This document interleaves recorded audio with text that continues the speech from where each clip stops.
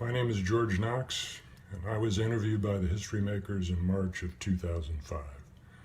My very best to Julieanna and all of the gang at the HistoryMakers for all the work you've done for the past 20 years, and here's wishing you many, many years more of this effort of bringing our lives and experiences to the light of the world. All the best. Hello, I'm Faye Williams. I live in Washington, D.C. HistoryMakers interviewed me in 2003. I now serve as National President of the National Congress of Black Women. My predecessors were Dr. C. Dolores Tucker and Congresswoman Shirley Chisholm. We work for the benefit of Black women all across the country.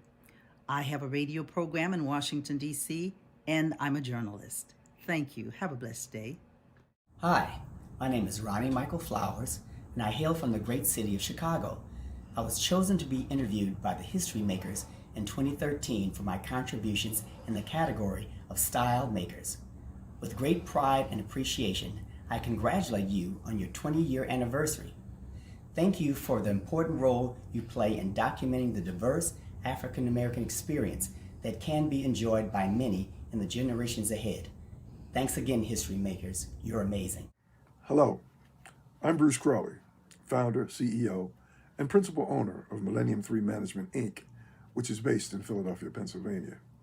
The company is a full-service marketing and communications firm and a consultant to corporate and institutional clients.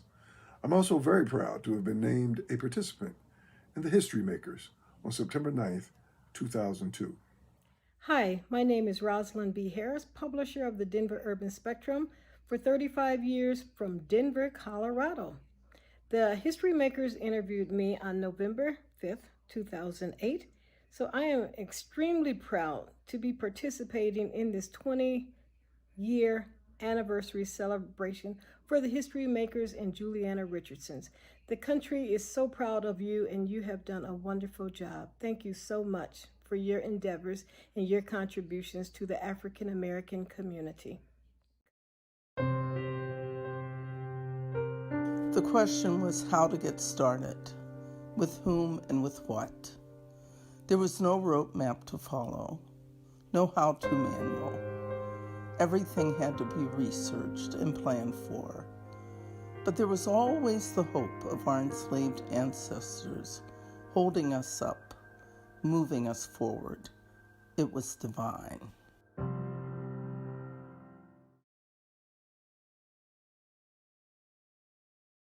Good evening. My name is Clarence Otis, and I'm the former chairman and CEO of Darden Restaurants. Darden is the company that owns Olive Garden, Capitol Grill, Seasons 52, and a number of other brands. The early 2000s ushered in an exciting era for African Americans in corporate America, with our numbers in the boardroom and in the C-suite steadily increasing. In fact, by the time I became CEO of Darden in 2004, there were already 7 others with that distinction. In 1987, Clifford Wharton became the first, and it would be 12 years before there was another. But then, in 1999, 3 people ascended to the role of CEO who were African American, with more joining seemingly almost annually. But they were all men. And that was true until 2009, when Ursula Burns became the first African American female CEO of a Fortune 500 company, Xerox. And what's fascinating about Ursula is that her journey started with an internship, and she rose steadily through the ranks. And for me, she stands as an example of what happens when hard work meets preparation and opportunity. In 2020, the numbers of African American CEOs has thinned. But I want to take you back to 2013, when Ursula Burns told her story to a packed audience at the New York Times Center, thus launching HistoryMakers in New York. Now, there were 250 people interviewed that year for the archives, and the focus was on New York and the military. Digital archive sessions were held around the country in order to make the HistoryMakers content more accessible. Let's take a look at the HistoryMakers in 2013.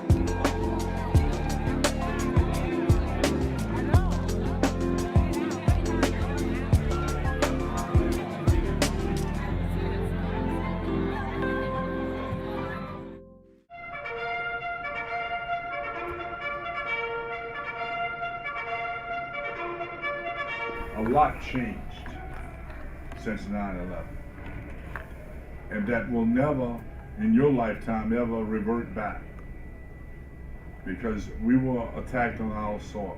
I looked at your group today, and I've seen this ceremony and probably have conducted it over 100 times. But I was most impressed with the precision and order in which you did this ceremony. You are truly good.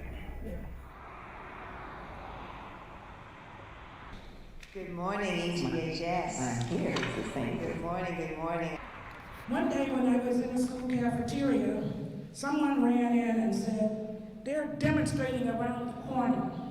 It is true that I have achieved a lot of recognition and awards in my almost 50-year career. But as a young person, I didn't excel at anything. I didn't know how to do anything especially well. I never really fully was accepted into any group, so I wound up being on the edge of a lot of different groups. And as a result of being on the edge of a lot of different groups, I was on the outside kind of looking in. So I learned a lot about human behavior because I was watching, because they wouldn't let me participate, so I just had to observe it. Tonight, we bring you the extraordinary story of one of the nation's most inspiring leaders. She's the president, the CEO, and now the chairman of the Xerox Corporation, Ms. Ursula Burns.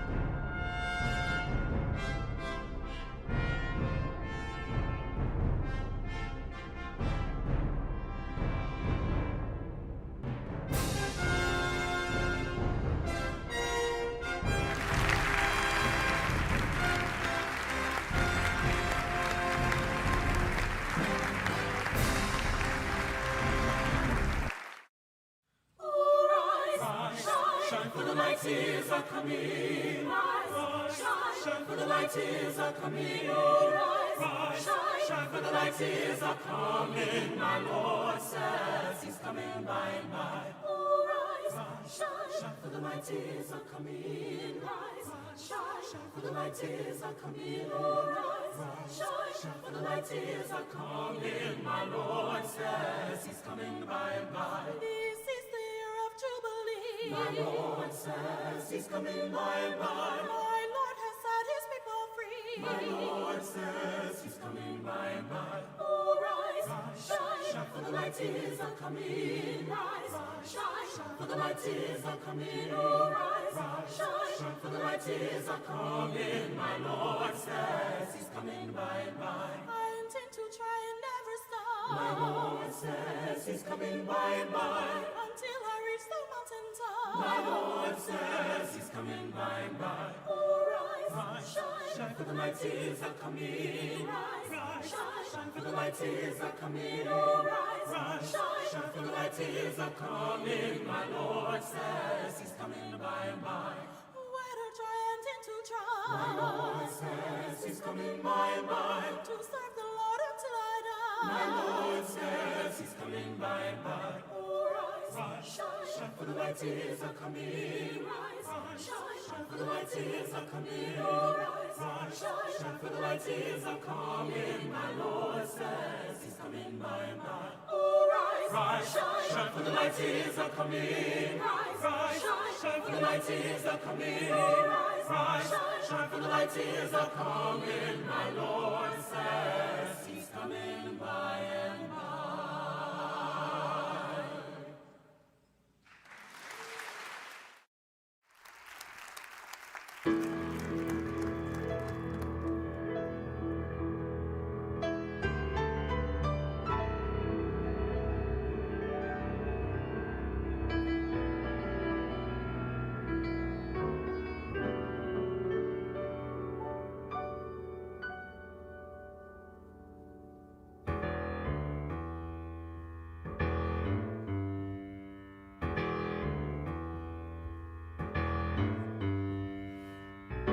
You live, you die, you dream tonight. Tides rise, they fall. You play, you run, you sing, you dance. Hear love that calls. With silent steps that leave their print to take you there. With gentle lips, with tender notes, you make the words come true. And silent steps that leave their print to take you there. With gentle lips, with tender notes, you make the words come true. And silent steps that leave their print to take you there. And then you're knowing there's a need to go, calling, and a voice so strong. I got one more river to cross. I got one more river to cross.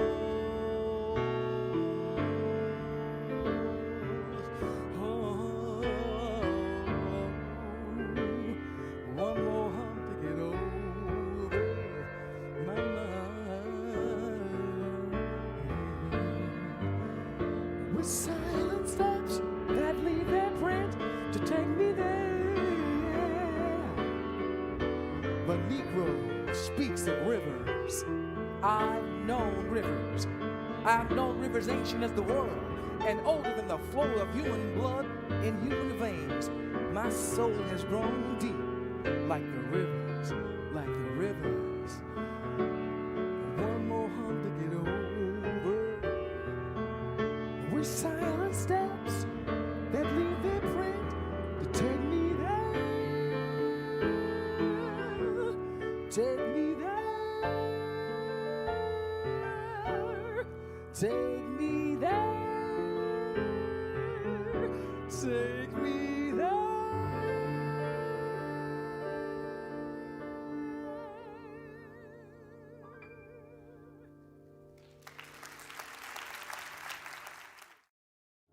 Summertime,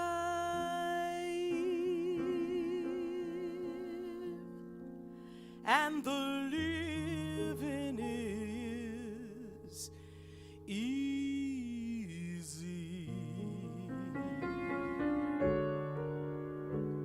Fish are jumping, and the cotton is high.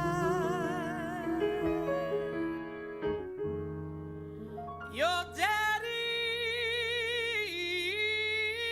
rich, and your ma is good looking. So hush,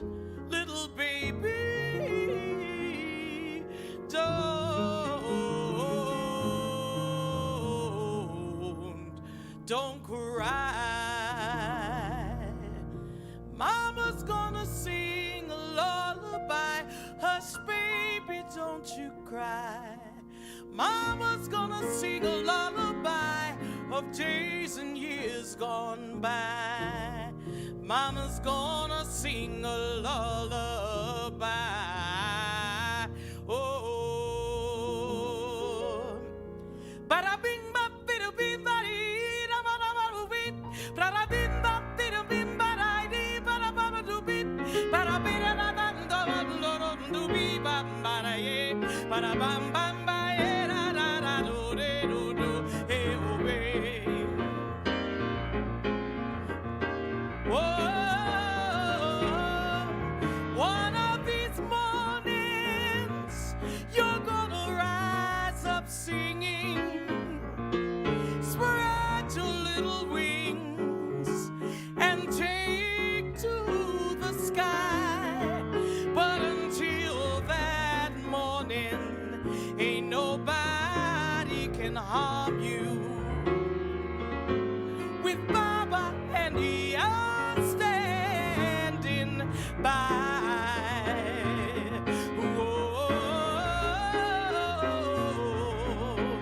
One of these mornings, you're gonna rise up singing.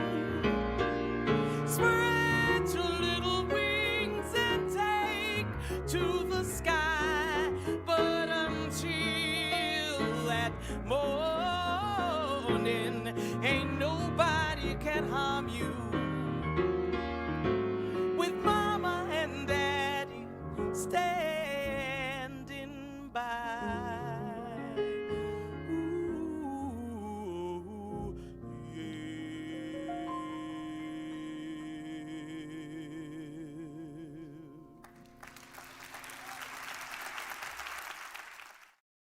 Their works were truly important.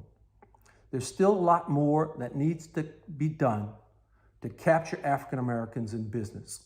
The HistoryMakers is doing just that, and we need to help and support them in that work, because so little is still known about African Americans in the corporate sector and about African American entrepreneurs.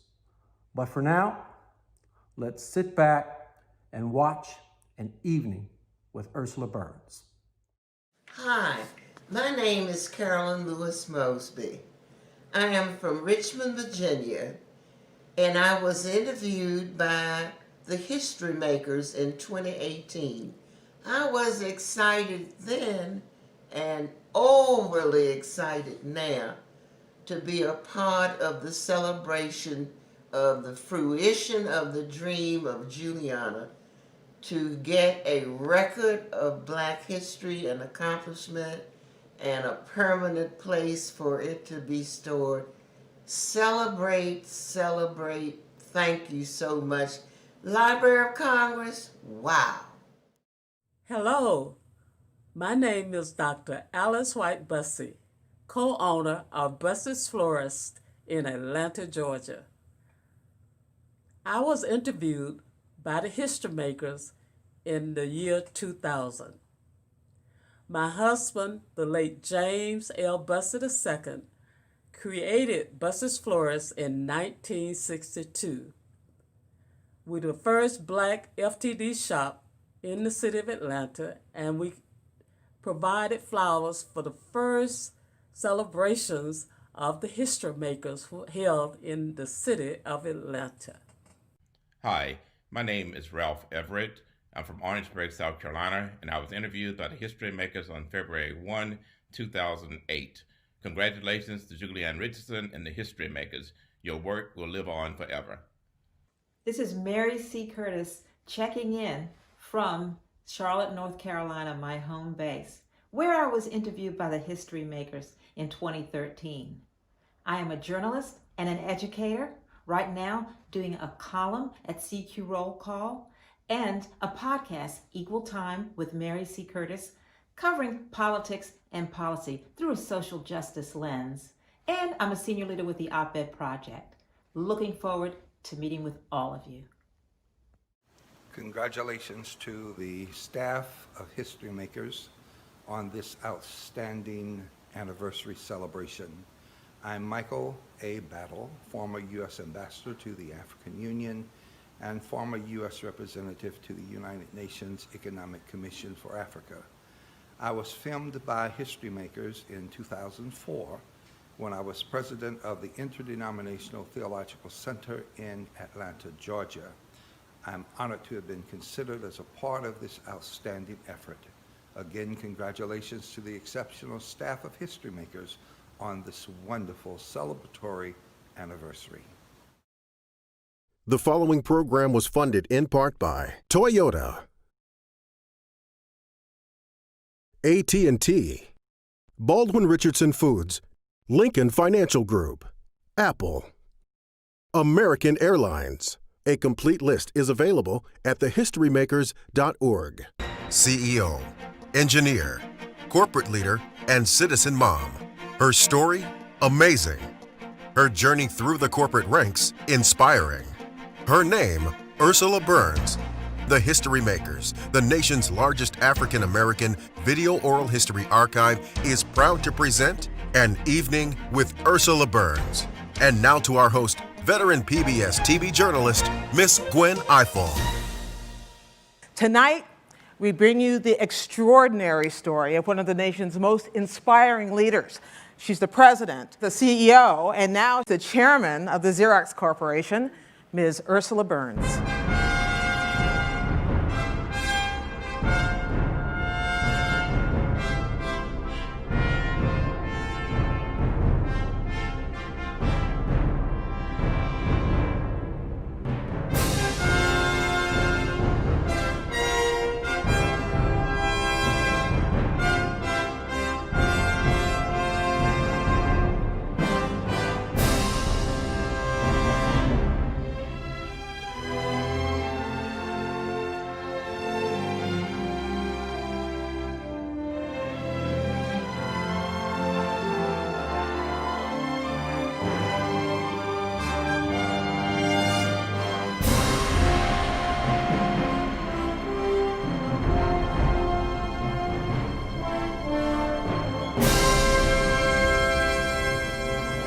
Welcome, the most amazing person, Ms. Ursula Burns.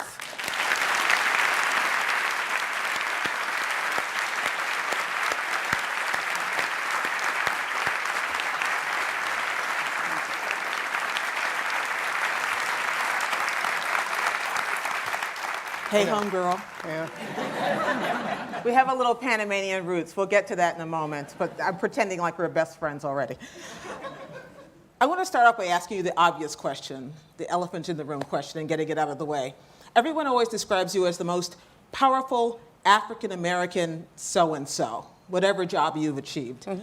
Doesn't that caveat bother you, that you're not just the most powerful woman, the most powerful person in a particular job? I actually don't even consider it a caveat. It's a fact, right? And it's not the powerfulness, but the woman and African-American are they're facts. If they stopped there, if that was the only descriptor, or the only thing that I had going forward, or looking backward at me, it would be a problem. But I'm not too concerned about that. So if someone said that you were good looking but didn't say you were brilliant, like, say, the president said not long ago, yeah, you wouldn't necessarily be that bothered by that. If they said I was the most powerful, the first African-American female CEO, period.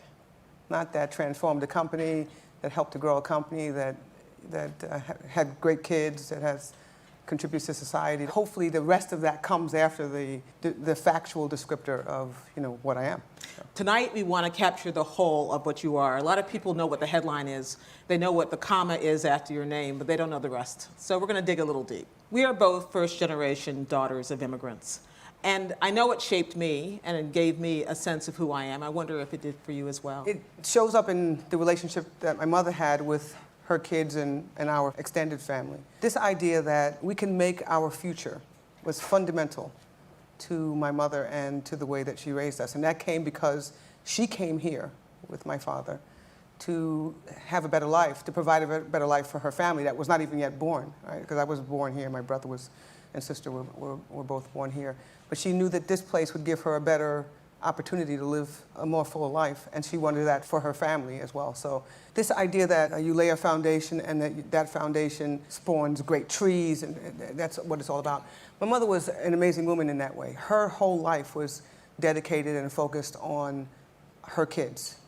Everything that she did was about making her kids safer, being better fed, well, better educated, more ready for the world.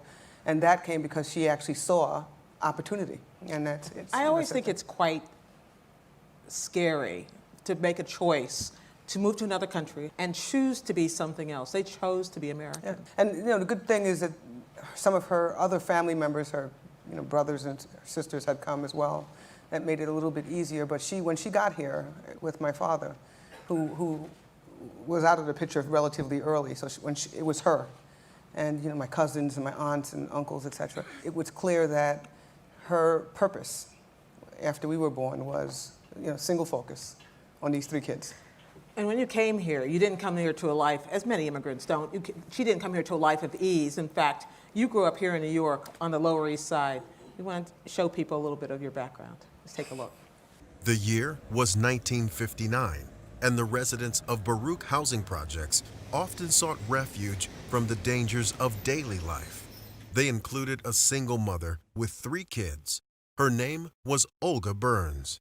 I think what is important, if you really want to know Ursula, talk to Ursula about her mother and the impact that her mother had on her life and the entire family.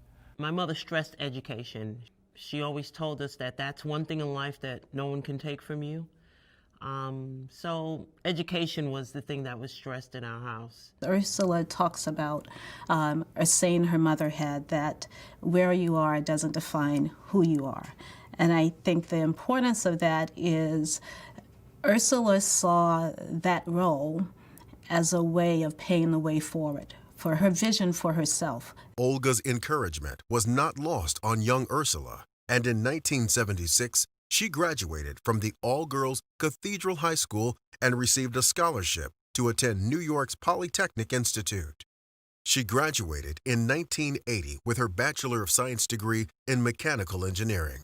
Xerox recruited her as part of its Minority Summer Internship program. These are the kinds of experiences that you need if you're going to run a corporation like Xerox. As a result, then, we said, over the years, we're going to have women and minorities in those feeder jobs if we're ever going to have a broad range of executives to run the business. And that's exactly what we did. Now, a story about one company's efforts to promote minorities to executive positions. This may be the most successful group of black managers in corporate America. Executives past and present of the Xerox Corporation. They call themselves the Road Show because they're on the road constantly, pushing the idea that America's ethnic diversity is a competitive strength. And it was this push for diversity that led Xerox to underwrite the cost of Ursula's graduate degree from Columbia University, providing the start to a long and productive career. Ursula, tell me about expectations. It's interesting. People say that, aren't you surprised? Your mother would be so surprised, so amazed that you're so successful. And I always say, not at all. Really? Not at all. My mother would not have, she would be amazed that I was a CEO because she didn't even know what one was when we were growing up. But success was not something that my mother doubted ever in raising us. So she expected that we would do well. She expected that we'd be successful. Her definition of success is very different than modern day definition of success. Her definition of success was that we had to do this thing called leave behind more than we take away. We have to actually be good people in the world and in society. We have to actually carry our weight. We have to do as much as we can do to move the ball forward, whatever ball it is that we're playing with. We have to work hard. And so I didn't expect to be anything but successful when I was growing up. How about your siblings? Tell me about your siblings. Yeah, I have 2 great ones, right? I have a brother who's older. He's 2 years older than I am, and a sister 2 years younger. My brother has... middle child? A middle child. Were I am issues? the typical middle child. Yeah. We were forgotten. We're the forgotten children. We're the, the kids that, the older one everybody loves, the younger one everybody loves, the middle one just kind of fell from the tree. So I'm a very typical middle child, kind of self-sufficient, controlling, defining your own space. My brother's great. He lives in California. He's an amazing man. My sister is the heart and soul of our family. She's the person who kind of pulls us together, not organizing us, but making sure that everything is kind of taken care of. It's an interesting role. Yeah, she's a very special person. Is that a role that she stepped up to after your mother passed away? I'm the organizer. You know what I mean? I take care of things. I'm shocked to hear that. I take care of things. She takes care of people. So she'll call, she'll make sure that we're all okay, she'll check it out and arrange it, and that's good.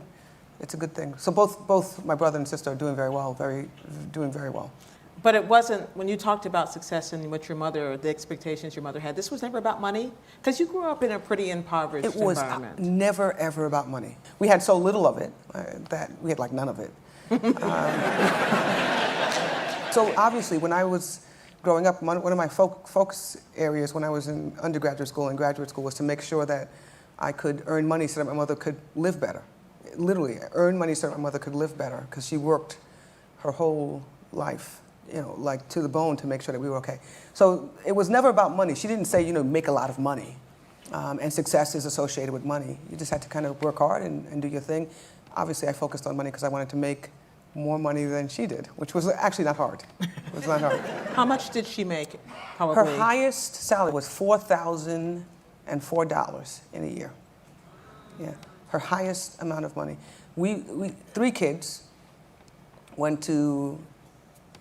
went to Catholic school from 1st to 12th grade.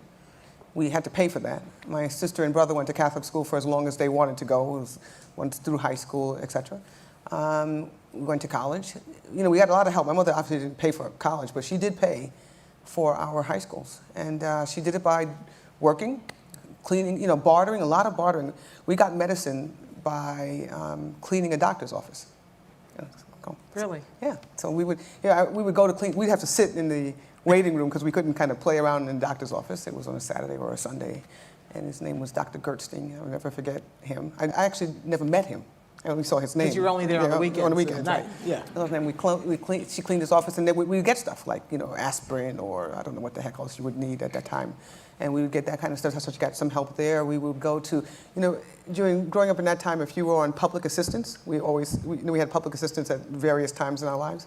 And they would give you like big blocks of cheese and starch. Oh, and government cheese. Government cheese. Yeah. Tasty.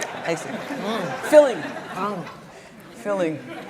We powdered milk. Powdered milk, yeah. Starch. It's interesting that this was never a problem. No. This was never a problem for us.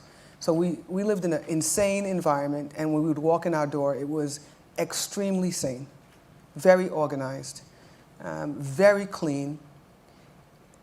Expectations were very clear, rules were very clear, and we didn't have a lot of food. We were, none of that. We didn't have a lot of anything, but we never looked shabby. We never felt as though we were wanting for anything, including a father. Well, that was my other question, which is, did being raised by a single mother shape you as a woman, or just as an individual? Yeah, it's some stuff to get over. A lot of it is positive. A very strong woman. It's stuff that which kind of rubs off on me. But try having a relationship with a man when you actually don't have a model for a relationship with a man, and the model that you have is somebody who takes care of everything. Take care of everything. So then there's this guy who walks in, and he wants to take care of things. You resist this. My issue is, do I need to take care of help? So you have to kind of figure out a way to manage that. And that's one of the reasons why it's amazing that my husband and I are married, still. And he's, I will love him forever. He's very different. Everyone who knows my husband knows he's very different. He's a kind of a different thinker, as a scientist, a physicist, and he's kind of a little bit, I say the word crazy, but I don't want, he's not crazy by any stretch of the imagination, but he's not a linear thinker, and he fits very well. I actually give him an amazing amount of credit and love him madly because he actually deals with me. And that's Lloyd, who's under the weather, so he's not with us here tonight, but he's your rock. Yeah, he's my rock. So tell me how you ended up in math and science, because girls were not generally encouraged to head into these fields, and it wasn't something that we were even exposed to, let alone allowed to develop any expertise in. For me, it was, I like things that you can be sure that are not subjective. Right? I like things that are precise. That are measurable? Measurable. So if you take a math test, you know, the right answer is pretty clear. Except when you're wrong, like I often Yeah, and was. if you're wrong, it's wrong. But you write a paper and there's somebody reading it and telling you I don't like the way, it's not for me. So, these math and science are things that are fairly precise. There's a lot not known about, obviously, about things. But if you do 1 + 1 and the teacher doesn't like you and the answer is 2, you still get it right. And so I like those types of things. Plus, I was pretty good at it. So was there a point then in school where you met a teacher or role model or someone who said to you, "You're good at this, you should do this"? Yeah, I did. The person who I remember the most was when I was a freshman in college. So I was a senior in high school trying to figure out what I was going to do, and I applied to all of these crazy schools. I mean, you name it. I applied to Yale, to Columbia. Because you didn't know that you could, you didn't know any better. You thought, why not? Apply to them all. I didn't think I would get into many of them. I got into very many of them. And when I was a senior, a person who came on campus was a woman named Connie Costa. And she ran a program called the Higher Education Opportunity Program. Because while I was smart, I was very poorly prepared. I was very good at writing because Catholic school nuns teach you how to write. I was very good at analyzing sentences and reading for comprehension and doing basic math problems. But I tell you, I was applying to these schools and looking at what these kids were doing, and I knew that I was in way over my head from a preparation standpoint. So this woman came on campus and said, "I have a program that can help you. It's called HEOP, and they'll help you pay for school, but they'll also help you with support when you get to school. So tutors and this whole idea of like structured learning in a very high achievement way." And so Connie Costa was amazing. She gave me enough confidence when I started that I actually felt after like a semester that I was like dusting these kids. I was Really? like, yeah, I was pretty good at this stuff. I said, I'm pretty good at this stuff. So after a while. And you stayed on a path that took you through college and to Xerox before you even got out. I mean, you've never worked anyplace else, right? You know, I worked at summer program 1 or 2 places, but I've been working at Xerox since 1980. And I've not had the same job. And one of the things that I didn't do early, primarily because I didn't really know that you should do it, was that you should shut up. And, I mean it in a positive way. It didn't occur to you not to raise your hand? Yeah, if I didn't understand it or if it was wrong. I obviously don't raise my hand all the time because you have to be, relatively not cultured. than the other guy all the time. It'd be, or at least not think you're smarter Yeah, than the exactly. other guy. So I actually didn't think it was a bad thing to actually say, but I don't understand you, everybody caught on to you very quickly and began to saying, "Oh, let's do something with this woman. She's amazing. I will be her mentor." And we're going to hear from a series of people tonight who can talk about that. First, let's take a look at this. Young Ursula Burns caught the attention of senior manager Wayland Hicks as she disagreed with his answer to a question about diversity within the company. Early 80s, Xerox was very tumultuous. David Kearns had just taken over the company. Wayland Hicks came to Rochester, and she got to meet with Wayland Hicks, and they promptly got in a fight the first time they met. Wayland liked the fact that he had one employee that was not going to be a yes person. Impressed with her tenacity and intellect, he would become her mentor. She became Paul Lear's executive assistant. At that point in time, I knew she was destined to do something at Xerox. And destined she was. Ursula Burns is a very special person, as you know, and you know that the first time that you meet her. She's intelligent, she's very strong, and always very straightforward. But what made her stand out to me when I first met her was her self-confidence. She was like no other business leader that I had ever met. I got to know her well when she sat in for my executive assistant who was on vacation. And we went through a number of fairly high-level meetings, and on the way back from them, I asked her, I said, "Ursula, what did you think?" And her answer was, "I could do this." I said, "What?" She said, "I could do this. I could do your job. I could be CEO." That's self-confidence. I thought about it and I said, you know what? You probably could, but you do have a lot to learn. So I decided to bring Ursula in as my executive assistant and take on this mentorship. Now, any ambitious young executive in Xerox would jump at the opportunity to be the executive assistant. It gave you a perspective of the whole company, the same perspective that the CEO has, and it was a real grooming assignment. But Ursula's reaction to that was, why would I do that? I've already been an executive assistant. I'm already doing it. Why should I do it again? And I finally had to say, Ursula, because the CEO is asking you to do it. And she agreed, and I'm very pleased that she did. Now, I don't want to leave you the impression that Ursula was overconfident, because she wasn't. I think another quick story would illustrate that. When she was my executive assistant, we traveled together around the world, going to the various Xerox meetings, and we jogged together almost every morning. And it was quite clear that jogging really wasn't her thing. And so I kept reminding her to pick up her feet as we jogged, and I do that every time we get out. And then on one morning, we were out on a pre-dawn jog on the lake shore of Chicago, and right after I again said, Ursula, pick up your feet, she tripped, fell flat on her face, with the resulting scrapes and bruises. And after pulling herself together and brushing herself off, she looked at me and said, thank you. I've just learned to be a good listener.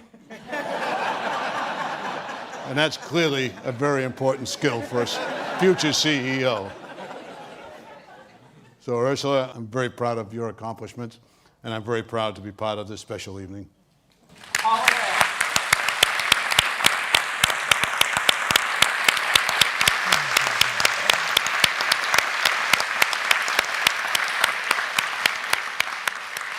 Okay, I want to hear that story from your point of view.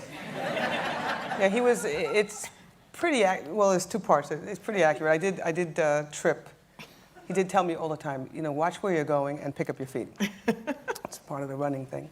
Watch where you're going and pick up your feet. And it literally landed right on my face. And he was running ahead of me, so he turned around and I'm not there, right? So I'm on the ground, and I looked up. I remember rolling over, looking up, going, oh my God, this is a really bad thing. This is not a good thing to have happened.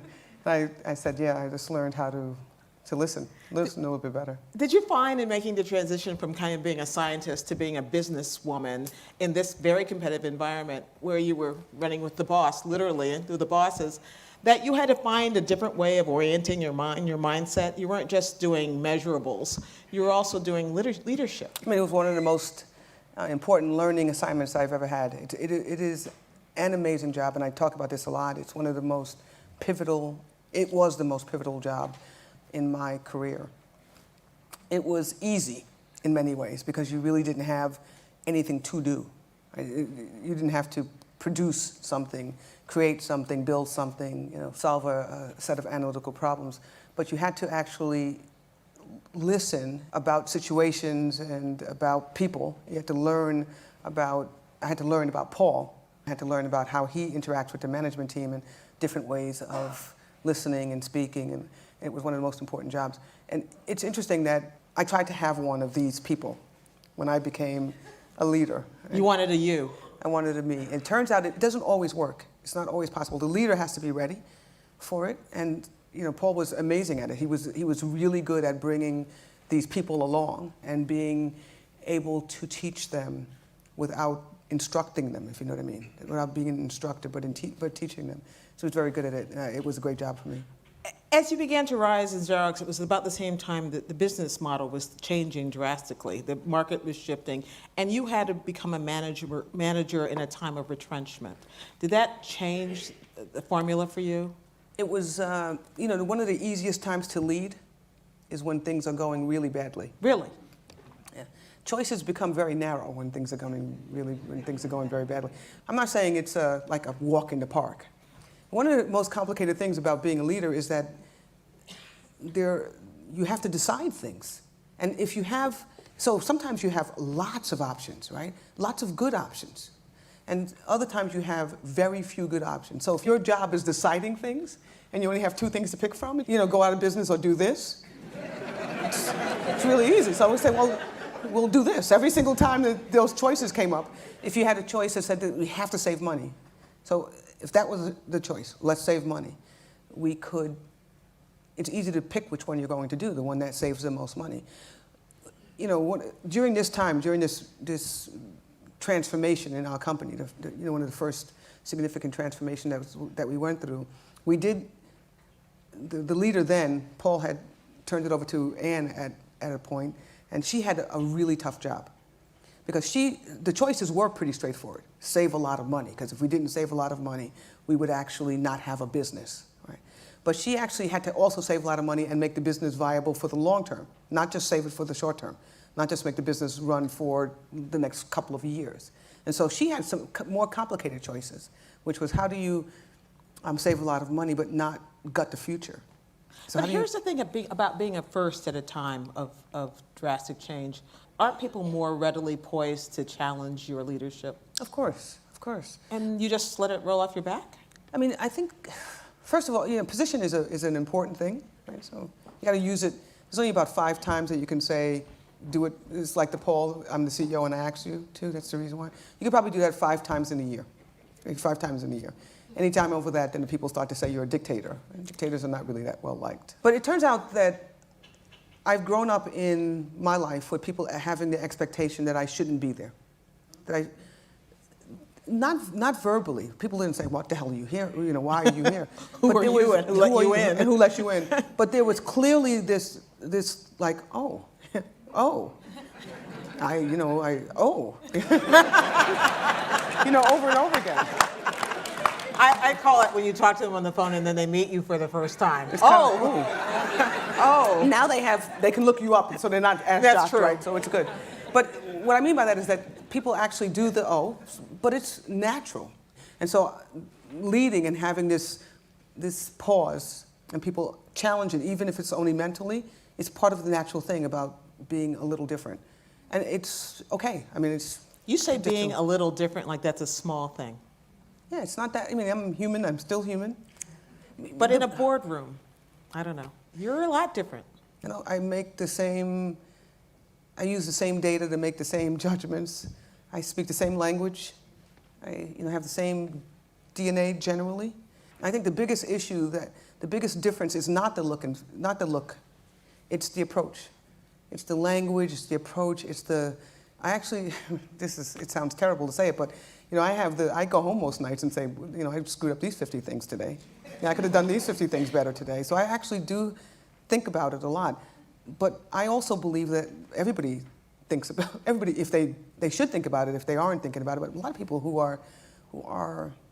excel actually say, I could probably do things a little bit better. And that's what makes it go better the next time, is that you actually look at it and think about what you could have done better. The ground was broken for you in some ways, softened up a little bit by your predecessor at Xerox, Anne Mulcahy, who became one of only 5 Fortune 500 CEOs when she became CEO of Xerox and preceded you. Let's take a look. I'd now like to present to you your new President and Chief Operating Officer, Anne Mulcahy. In an historic announcement, Anne Mulcahy would become Xerox's first female CEO. And Ursula Burns, with a frank, no-nonsense style, would become Senior Vice President. $4 million. They spent $45 million. Right. Family was important to both of them, Malcolm. and they would work to balance Hey, sweetheart, both. how you doing? Auntie Deborah's going to be there any minute now, so it should help anyway. Both Ursula and I have shared a path of talking to each other very much as a part of the network of women at the company who have been in a variety of assignments over the years, but it's particularly gratifying to see her certainly be a model coming through that and being a great mother and having a great family life and being a fabulous business person. It's a good story. Take a look at Ursula Burns and Anne Mulcahy, and it might be easy to conclude that we don't have a lot in common. But you would be wrong. We both grew up in New York. Neither of us came from particularly privileged families. We both joined Xerox at a time when women were just beginning to be taken seriously. We both fell in love with Xerox. We even married Xerox men. So I kind of think it's fair to say that we became sisters. At least that's the way I like to think about it. When I was thrust into the role of leading Xerox through a painful, stressful, and ultimately exhilarating turnaround, Ursula was among a very precious few people that I turned to. And that's because I valued her intellect, I admired her values, and I trusted her friendship. One journalist said that Ursula and I worked together like two soldiers in the same foxhole. I think that was true. I determined early in the turnaround that we had to dramatically reduce our cost base to save the company in the short term, but to do so in a way where we didn't mortgage our future. So I drew a line around our investments in research and development and told Ursula she had two missions: reduce costs and invest in product development. And her performance was breathtaking. The company stabilized, and soon after we began a 3-year stretch, and those years were the biggest product introduction years ever. And Ursula deserves much of the credit for that. We were given this unique opportunity to rebuild and strengthen an iconic company that would be around for future generations of employees, customers, and stakeholders. And through those and all the years that I've known Ursula, I've watched her grow and emerge as an awesome leader. And I will always be grateful for her leadership and support. She has this amazing, unique blend of the disciplined engineer and the passionate innovator. Her rise to the top of Xerox has been an inspiration to many inside and outside the company. So Ursula, I am proud to call you a colleague and a friend and a sister. Thank you.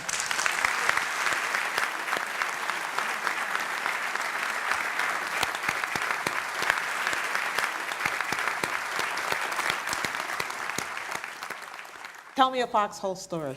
Oh, I mean, we have so many of them. We were in a lot of trouble. And I was running a manufacturing and supply chain organization, other things as well, but manufacturing and supply chain, a lot of the cost in the company is there. And we are a historic company, so we made just about everything that we sold. We made even some of the piece parts of things that we sold. And Ann said, you know, do this thing, here are the restraints. I want a future.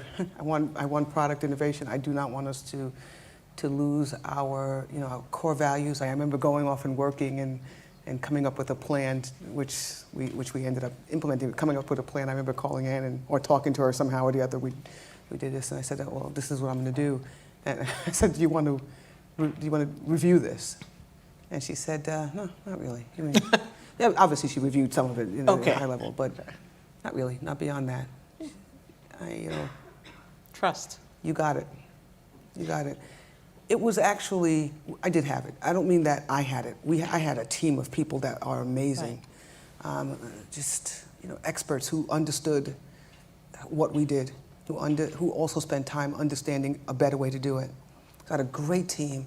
And she trusted not just me, she trusted the fact that we had a great group of people. Did it make your job in any way less challenging to succeed a woman in that role? It made it challenging to succeed Ann. It didn't, I have no idea how it would have been to succeed a bad leader, or a unpopular leader, or almost I hate to say it this way, but a saintly leader. Kind of Saint Ann. I remember Ann told me when I was about to be announced as CEO, or during that time, it was before I was announced, she said to me, one of the things that you have to make sure that you do, don't try to be Ann. You have to be Ursula. We did Ann, now we need to do Ursula. Because in Xerox, Ann is loved for, that's who she is. She's pretty chilled, she's pretty clear. She can beat the heck out of you and you wouldn't know that, till like a couple days later. I think I was... I think there's a bruise. There's a bruise here. Right? where my approach is, you would know before the bruise even started. And the problem is that it's a really big issue. If you have a very different style, The thing that makes it easy, though, is that some of the normal problems that you would have, like a bad team, or a bad strategy, or no money, or people hate you, the customers don't like you, we didn't have any of those. And fixed them all. It was amazing. So I was able to be the kind of like heir apparent. I was clearly the heir apparent, not declared, still having to earn it, and having the professor in the room silent and removed, appropriately removed, if you know what I mean, but very active, clearly active. When did you know you were the heir apparent? I mean, when they made me the president of the company and put me on the board, that gave me a clear chance at it. But I didn't know until I got it that I was going to get it. That was also clear. It was also very clear that you could lose this thing. The board made that clear, Anne made it clear. And the team, therefore, knows it as well. So fortunately, we had a very good team, as I said, but they could also, play it as well in certain ways, but we didn't have any of that. So, nobody said to me, you're going to be the CEO in 2 years, but I knew that at this point. You could kick it away, but it would be hard to, it would be hard. I had to mess it up. Yeah. I had to mess it up. We saw earlier about the roadshow, the African Americans at Xerox who banded together to build numbers. Did you ever feel like the lonely only there? There are three things that I could be discriminated by or for. One was gender, obviously. The other one was race, very obviously. And the third was age. What I found was I was the lonely only because I was younger than most people when I was doing some of these roles. And that, literally, people would actually say, how did you get in here? How did you get in here at this age? And really? They didn't say at this age, but do you have enough experience? What have you done? Where did you come from? What jobs did you have before? How did you get here at this point? I am sure that there is race and gender discrimination. I am sure. It was never obvious. It was never in my face, in a way that I could say, yeah, this is a person who, later on, from the middle of my career on, that this is a person who actually thought that way. I did have people who literally said, you're too young. You just can't do this. And that was more of a discussion. Now, I'm not naive. I was going to say, is it because people felt like they could talk about age, but they couldn't talk about the other things? Oh, I'm sure. They had learned how to be polite in the other two areas, and they hadn't learned how to be polite about age yet. I'm sure about that. But at the end of the day, I kind of am who I am. And if there's two things that I can't change, and even if I could, I probably wouldn't. One is being a woman, and the second is being black. Those two things I kind of like. I think they're pretty cool. And at the end of the day, they're going to have to actually deal with me, the intellect, all the stuff that they like, and a couple of things that they don't like. And if they happen to not like things that I can change, then either I have to leave the company, which is a possibility for sure, or they have to change. Right? So blacks, Hispanics, women, we have to actually have a voice. We have to have an opinion. We have to be prepared. People actually do check a lot of their skills and their strengths and their confidence and their what I call fearlessness at the door when they are around people who they believe are either positioned higher than they are or have a little bit broader education, a little bit more famous, whatever it is. We cannot expect that people will take care of things for us.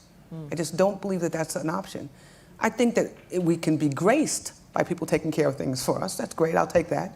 But I think that we absolutely have to, first, starting with our family, starting with your family, and then anybody else you can grab close to that group, you have a responsibility to make sure that these people are very clear how much control they have about their future and that they are prepared.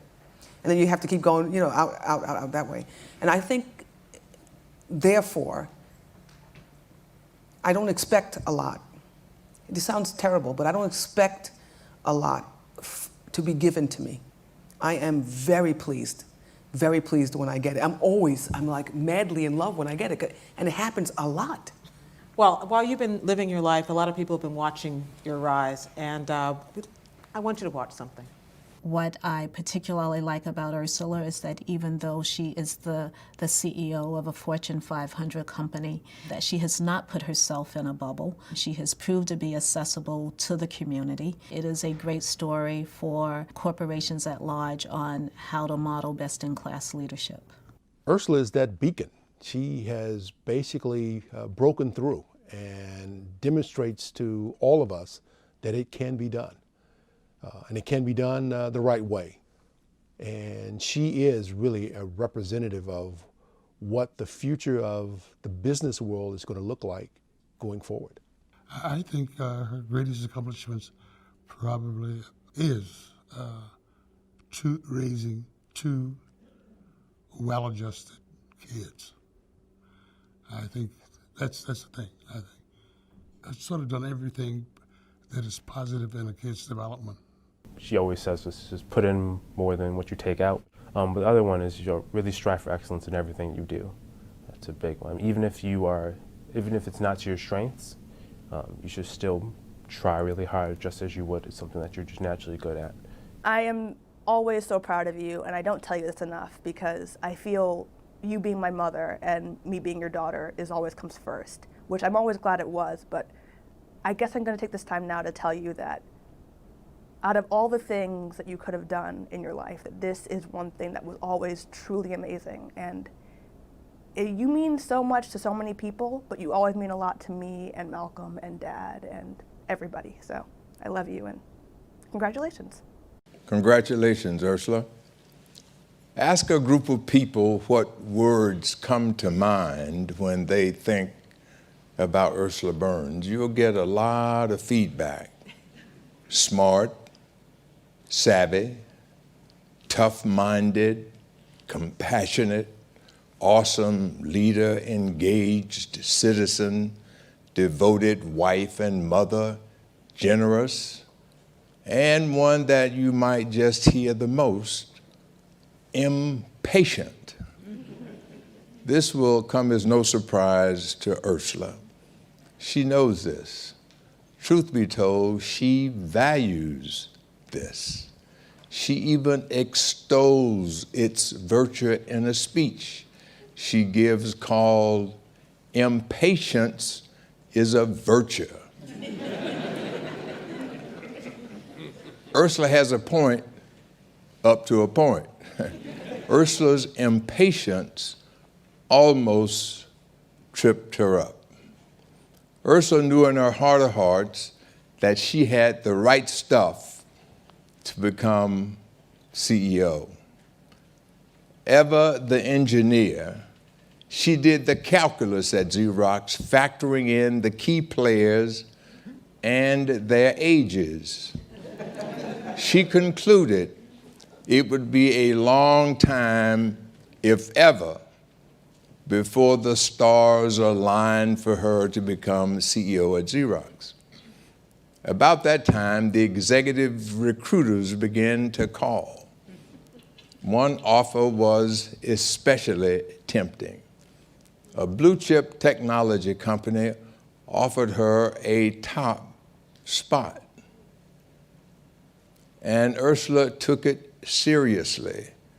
She even started looking for houses in the hometown of the corporate headquarters.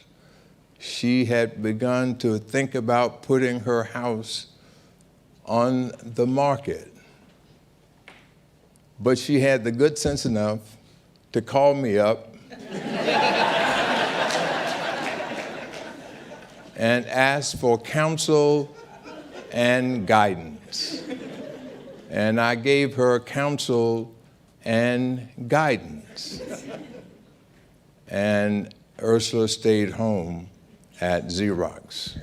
So the story that might have had a very different ending got back on track.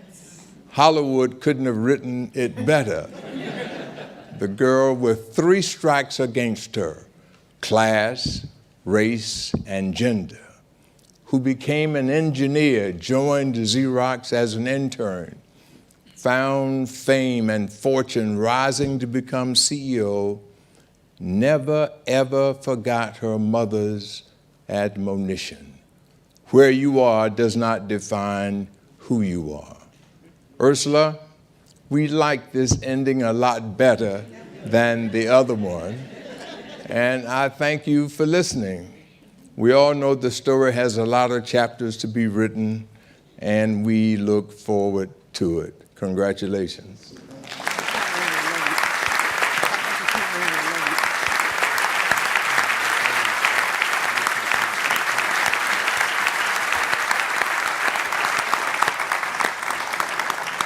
There are a few of us in the room who have sought the counsel of Vernon Jordan, and so Just a few, I'm sure. A few, and we all know that he said something else to you. So what did he really say?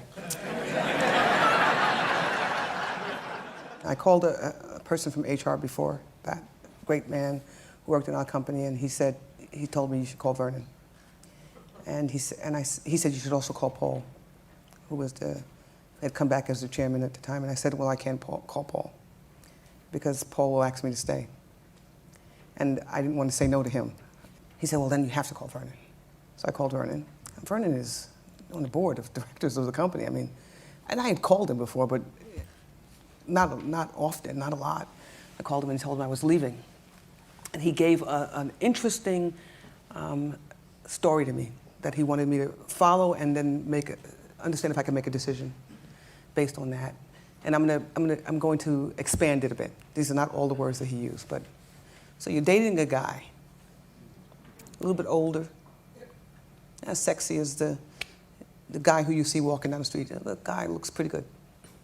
The guy is actually a little sick now. You're dating this guy, he's a little bit ill, and this other guy is really healthy. This guy, the sick guy, who's your husband or your long mate or whatever it is, has helped you see the world, has helped you be who you are. And just when that person is a little sick, this other guy comes along and he says, come with me. What would you do? And the response is you would stay with the guy. Xerox versus Dell. Yeah. Just to clear it up. Yeah. And he didn't say it exactly this way, but it was more, remember how you got where you got. And you know, all the great stuff, all the great foundation, all the great stuff, the experiences. I've traveled all over the world. I've met amazing people, had amazing responsibilities. I mean, people just run this, run that. Amazing set of options and chances, you know, just great education in the broader sense. And how dare you think about jumping in now? I mean, they need you now more than ever. So, you know, check yourself and make sure that you understand what really matters here. And I had gone way down the path on this thing. I mean, I had gone way down the path. The other company, by the way, was very graceful, and our company was very graceful as well. And I obviously didn't leave because I'm still here. And it was a very, very good decision that I didn't leave. And it's not because I ended up where I ended up. Obviously, that's the end result of it. It was because it was a test. It was a test of character, right? And I had kind of lost sight of that portion of the discussion. I had only looked at all of the downside, all of the confusion and all of the mess and took that short amount of stuff and threw away. So this big table here, this was the mess. Everything else in my history in that company was great. And how would you just take that and make a decision on that? And it was a test of character. It was a decision that was good, I think. One of the other decisions, I don't even know if it was a decision, but you've managed somehow to do the thing that so many women, breakthrough women, have trouble with, or at least think they have trouble with, and that's raising amazing children, nurturing a loving and lengthy marriage, rising to the top of your career and your profession, and somehow pulling it all off without breaking a sweat. Appearances are misleading, or are you just incredibly skilled? No, very misleading. I mean, without breaking a sweat, that's not even true. I mean, I sweat most of the time, a lot. And let me just characterize amazing children. We have a regular family. We did regular things. Bad behavior. Missing everything. Husband who I fight with. Just like everybody else fights with their husbands.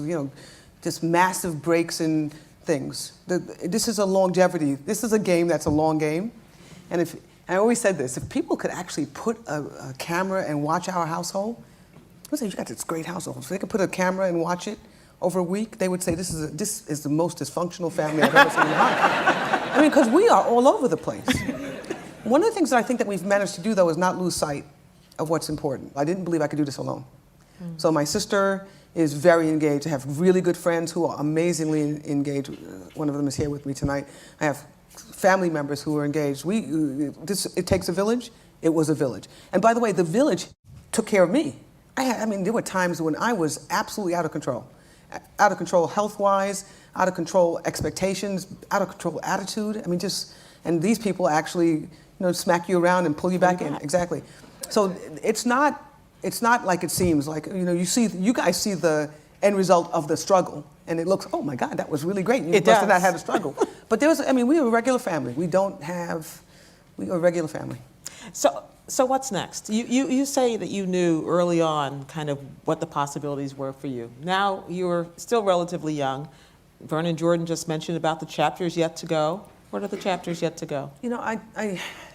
I think about this a lot and haven't come to a set of conclusions that I'm happy with. So the couple things I know that I want grandkids. Yeah. So I'm serious. I've actually thought about this and said, yeah, I would like grandkids. I mean, today would be too soon. But I actually like young people, particularly really young people. And the middle-aged ones they come and they go. Yeah. I think I'll stay at this job for as long as they'll have me. But then I think as soon as that, I'll know when it's over. And this is something that Anne taught me very, very well. You know when it's over when you have people who can actually do it easily. It'll happen. It's one of the best. When I get there, when we have a team that I can actually pick somebody from, that's the best job that I can do. I think I'll work for a while, and after that, I don't know. I don't really know. I know another thing. I'm not going to go into politics. I should never say never. You should never say never. This is one of these nevers. You'd be fun to cover. Yeah, I know. Yeah. That's exactly why I didn't go. I know. I think if I would have gone into politics when TV was just starting, it would have been better.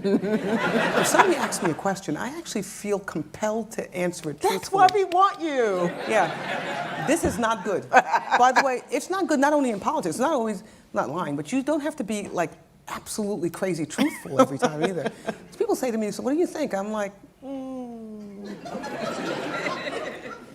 And then I think about it, and sometimes I choose wrong. This is something that Vernon has taught me a lot, by the way, and Ken as well. I watch Ken from a particular lens because his approach, his style is so different than mine. I mean, this guy is zen all the time. He's really chilled. He's intense, but you would not know it. He doesn't kind of oscillate too much. And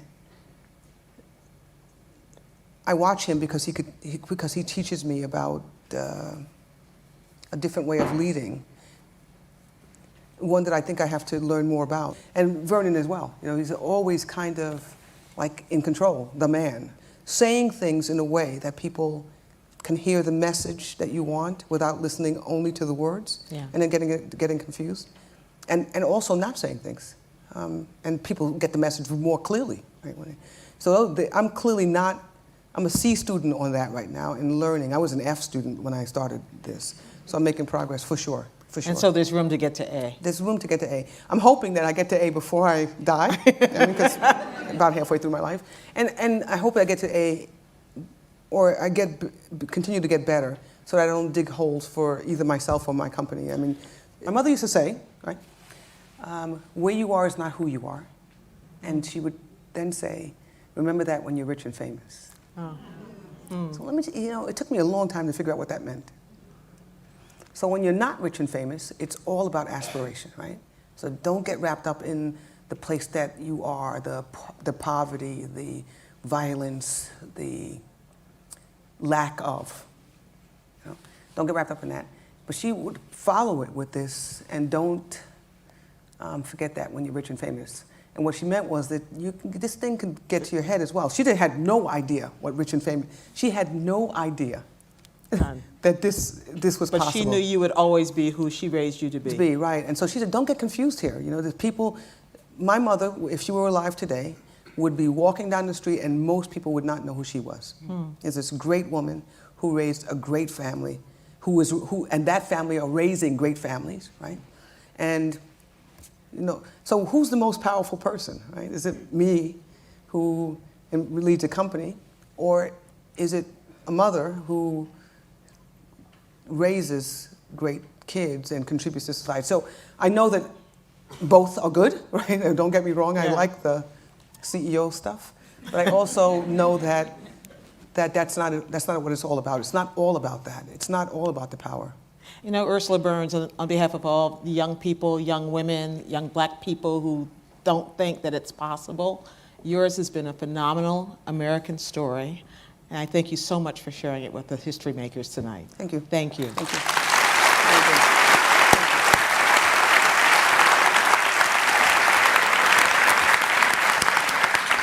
Not bad. Well done, and so right? Thank you. Wonderful. Thank you. You're wonderful. Thank you.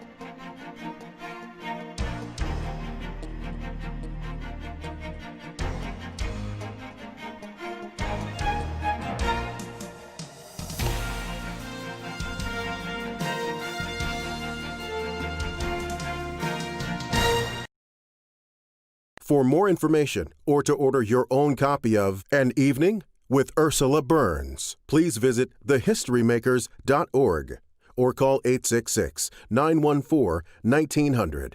That's 866-914-1900. The preceding program was funded in part by Toyota, AT&T, Baldwin Richardson Foods, Lincoln Financial Group, Apple, American Airlines. A complete list is available at thehistorymakers.org.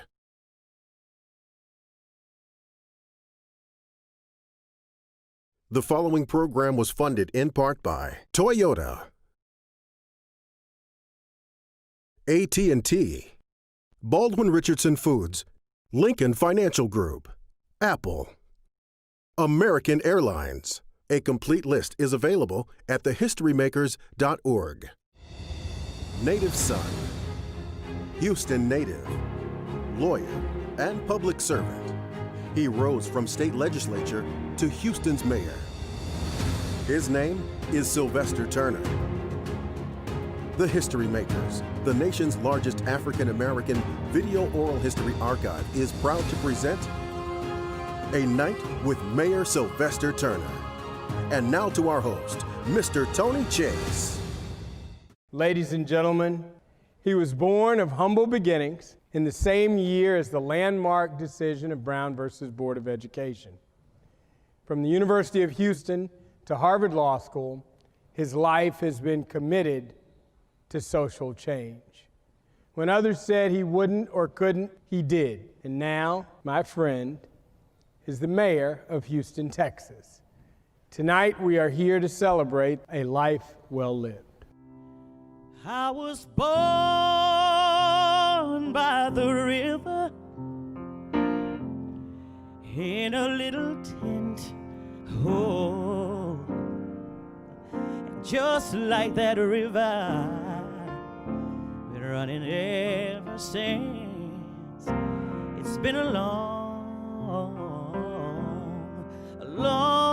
time coming, but I know change is gonna come. Oh, yes it will. It's been so hard living, but I ain't afraid to die, 'cause the Lord said he'd meet me somewhere beyond the sky. It's been a long time coming, but I know gonna come. Oh, yes, it will. Said I go to the movies and I go downtown, and folks keep telling me, don't you hang around. It's been a long time coming, but I know a change is gonna come. Oh, yes, it will.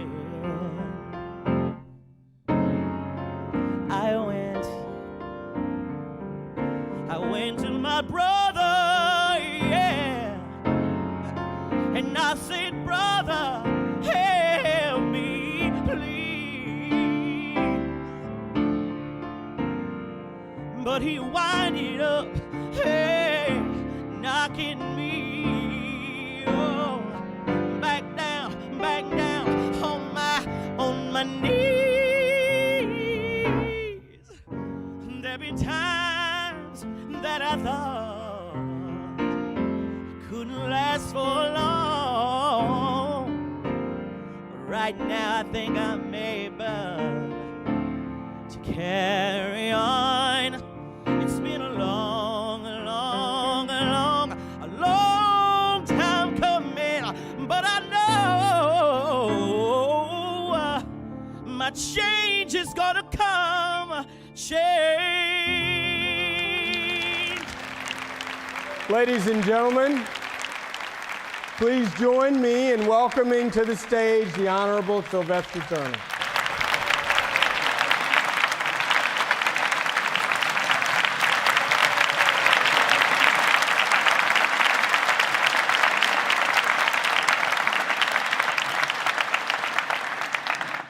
Okay, let me first say, I know a lot of the mayor's family are here. If you would stand up and raise your hand, that'd be nice.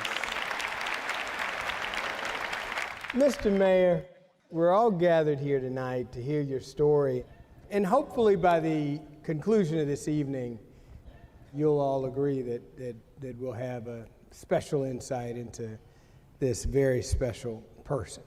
Let's take a look. For people coming on Acres Home, there has always been a tremendous amount of community pride. Black-owned businesses. No better barbecue than in Acres Home. The music, the band. It was a community that had the teachers. Some of my teachers lived in that community, and a whole lot of folk who worked at the post office, because that was the job. So it was a total community. Wasn't a lot for African Americans to do in Chapel Hill, other than be on the farm, or if you were in school, play sports. My mom, grew up on the farm there in Chapel Hill. My mom picked cotton. My dad is also from Chapel Hill.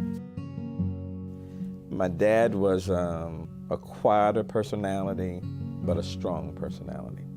My mom, very independent, very strong-willed, strong, positive role models, Math, sciences, I liked. I enjoyed the competition. Everything else in Houston basically was no problem. We didn't have all of the riots and all of the physical conflict that they had in other parts of the country. So Houston just integrated everything but the schools. We're on a bus. We're being driven 18 miles from our homes. It was like two worlds meeting each other for the first time. And there were a lot of fights. It did calm down. And then we kind of gradually move forward.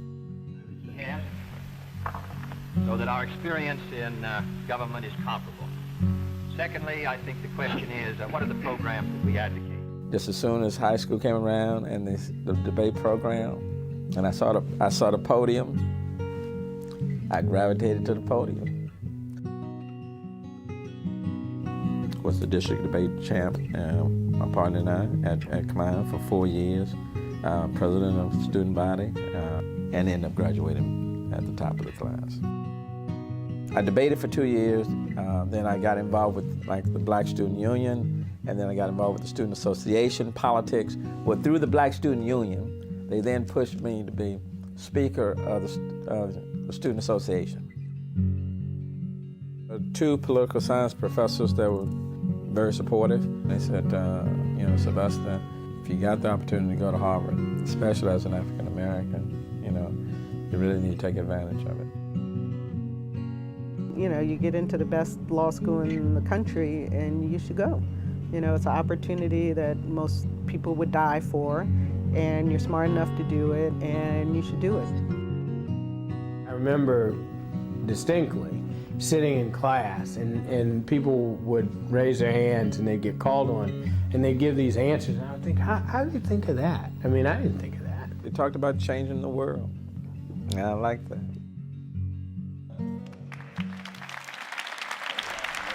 My research says that when your mother was pregnant with you, she drove to Garden Park City, where you began your life. Can you tell us about life in the Turner household? It was busy. There were a lot of us. 9 kids, mom and dad, Acres home, 3005 Starlings in Garden City Park, 2 bedrooms, 1 bath, 1 kitchen. You learn how to get up early, get in the restroom first. But it was fun. I mean, it was good. The reality is that none of us knew we were poor until people told us we were, And I think that applies to a lot of folk. It was an excellent place to rear folk. And the good news is that many of those same individuals that I grew up with, that we all grew up with in Garden City Park, we still hang together now. Unfortunately, during the whole bus and integration era, Garden City Elementary Junior High School was shut down by Klein Independent School District. Tell us about that part of your childhood. You were bused. Take us through that. Well, number one, at the elementary school, junior high, there were 13 African American teachers. And they focused very heavily in making sure that we were all educated. Many of those school teachers followed us to Klein Independent School District. And so I started Klein Intermediate in the 8th grade. We were bused 18 miles one way, 36 miles a day. And so at the very beginning, the white kids were meeting us for the first time. We were meeting them for the first time. And it's just like when cold air meets hot air. So you have some tension initially, but over the years, things got better. And by the time we were getting ready to graduate, the relationship with the kids, with the students, had gotten significantly better. So things did improve, and I did okay at Klein. You did a little bit better than okay. I understand again that you were valedictorian at Klein. Well, my mom would say, don't start smelling yourself. So I was fortunate. I will give a lot of credit to those 13 black teachers who laid a very strong foundation. Academically, I did fine. The debate program, I did well. So it was a good foundation. In fact, the superintendent at the time, Superintendent Collins, even after I graduated, followed me all the way through University of Houston, Harvard, and even into my legislative career, all the way through. It sounds to me like a number of the skills that have served you really well were tempered and perhaps initiated during this period. Is that fair? Yeah, I think that's fair. You learn how to survive, and people push. I mean, people. It was a community. It was a community, and in large part, it still remains a community. And that's one of the reasons why, for me, I've elected to still stay in the same community today, even today. The principal lived in the same neighborhood. The school teachers lived in the same neighborhood. The preachers lived in the same neighborhood. So you couldn't help but get motivated because you're looking at people who are doing well. So now it's my turn. I'll give you a case in point, an example that really resonates with me. There's an apartment complex right in front in my house, and the kids from the apartment complex had knocked out the boards, and they would come into the subdivision and walk down the street. And I was out in the yard on Saturday morning, about 7 young black kids walking down the street, And they get close enough, and they said, he lives there. And the other guy said, no, he don't know that, man, So when they get close enough, one guy said, a young guy said, say, dude, what's your name? True, it's true. He said, what's your name? So I said, who's asking? So he said, what's your name? And I said, Sylvester Turner. And then he turned to the other, he said, I told you he lives over here. I told you. And then talked with him for about 30, 40 minutes. We talked, asked him how he was doing in school, and then they walked right on. So for me, if it just made a difference in one of that 7 or 8 that was in that group, then that's worthwhile. But just like I was motivated by the principal, the teachers, the pastor, the businessman in the community, from my vantage point, and now it's my turn. Tell me this, tell us this. You could have gone anywhere, to college.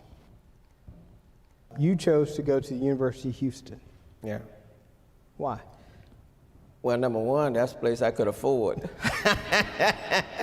Even though I graduated valedictorian from Klein, I did not get that many scholarship opportunities. The counselors didn't really go out of their way, okay? Secondly, University of Houston had an outstanding debate program. They were ranked, nationally, and I done well in high school, and so went to University of Houston, stayed on the campus for a couple of years. It was at University of Houston where I learned how to drive, man. No, true story. Turtles, my dad, the car that my dad had, 1958 Buick, it died after he died. My dad died in 68, the car died in 69. And after that we caught the bus. And so I never learned how to drive until I got to the campus. And the University of Houston had a major national debate tournament. And Dr. Ben Henderson was the debate coach at the University of Houston. And he comes up to me and he said, Sylvester, I've got a team coming from Chicago, University of Chicago, and I need you to go to the airport and pick them up. And he handed me his keys and he walked away. And I looked at the keys and I looked at his car. I had to figure out how to turn that thing on. And I said, Lord, it's you and me. And I zagged all the way to the airport. And I made it, and I picked them up. 4 white guys, too. And 3 of them got in the back, 1 got in the front with me, and I took off. And they were just talking. And all of a sudden, it went quiet. So the guy in the front seat said, say, man, how long you been driving? And I said to him, I just started. So he said, no lie. So he said, you won't want us to drive? I said, no, man, I got this. I said, I got this. I zigzagged all the way back. We got on the campus. I said, we are here. So the guy said, don't pick nobody else up. One more question on this part of your life. You finally left Houston, come to Harvard Law School. Tell us about that decision.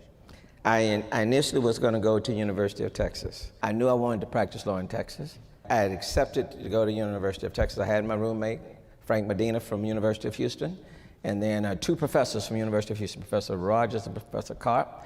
When they found out I had turned down Harvard, took me to lunch and asked me why. And I told them, I ain't never been to Harvard. I know about Austin. They said, look, you've been debating on campus. Why don't you go to the library and read up on Harvard? And I did.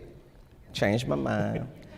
I called the university. I said, can I still come? They said, yeah, but we don't have any dormitory space. And financial aid package may be a little different. And so I said, okay, I'm coming. And my mom and brothers and sisters packed up what I needed in a Foot Locker, took me to the airport, gave me a one-way ticket, and wished me well. And I went to Harvard, sight unseen. And I knew 2 people. One was the Diane Escobedo, who was over the women's student movement at the University of Houston. She had married this guy at Harvard, and they met me at the airport on the subway, and I stayed with them for 2 to 3 weeks until found me a place and a roommate.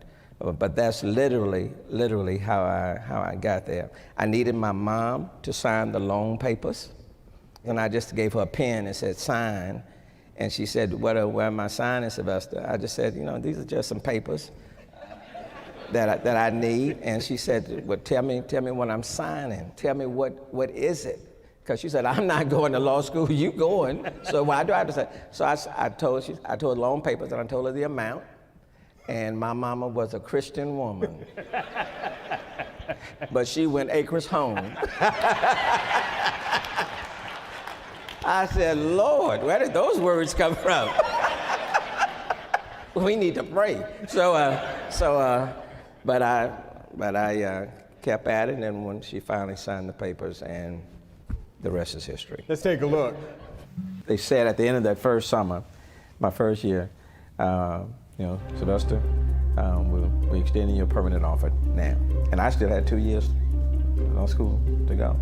The telephone rang, and it was Alexander Haig who was on the telephone. He was chief of staff at that time. And I met him on an elevator at the law firm when I was clerking. In my mind, I was, damn, Turner, you come a long way. I was a trial attorney, defense trial attorney, representing a lot of insurance companies, a lot of corporate entities. I enjoyed it, but it never was going to say for Bright Jaworski and Turner. I've always had the desire of having something of my own.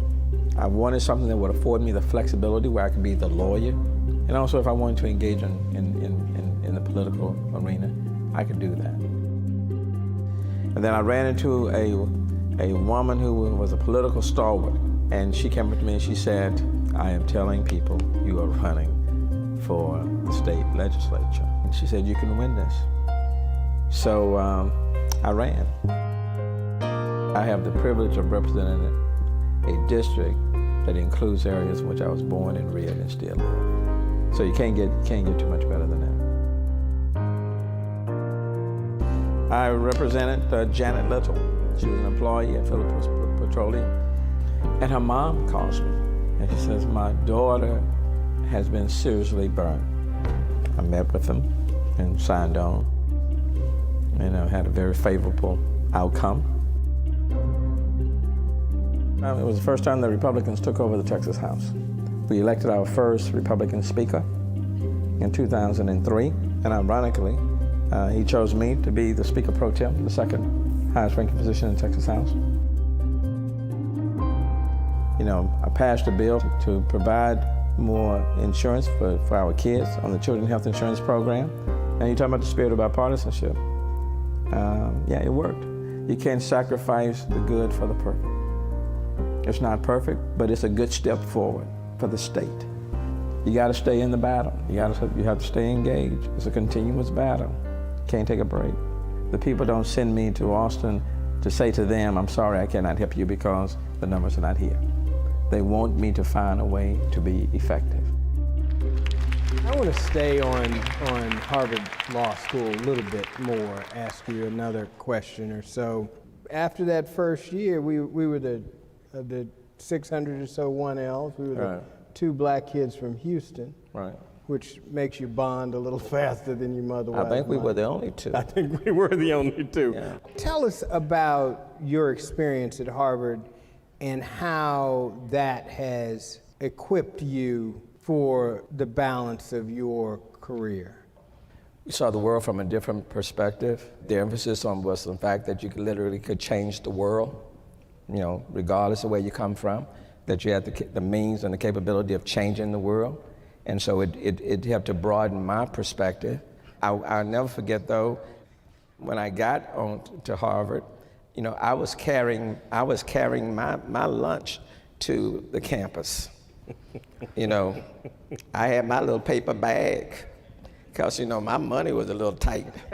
And so, when I got to the campus at Hardison, the Commons, nobody else was carrying their lunch. So I went to financial aid. I told Miss Ruiz, who was over financial aid, I said, Miss Ruiz, you know, this is not a good experience for me. I said, Miss Ruiz, none of these students are carrying their lunch on this campus. So she said, well, we do want it to be a good experience for you, Sylvester. I said, well, all I can tell you, they go to lunch, and I'm carrying mine. And so she said, well, I think we can help you out here. So I said, well, ma'am, please help me out. So she said, well, I'm gonna add a little bit more to your account and just check it tomorrow. And I said, hell, Lord, please let this day pass very quickly. So I checked that account, I saw that account, I said, thank you, Lord. And I was going to lunch every day. 3 years later, when I got ready to graduate, we did that exit interview, and I saw Miss Ruiz, and she handed me that sheet of paper. I said, oh, no, Ms. Ruiz. I said, I didn't eat this much. Oh, Lord. I can testify he was in darkness a lot.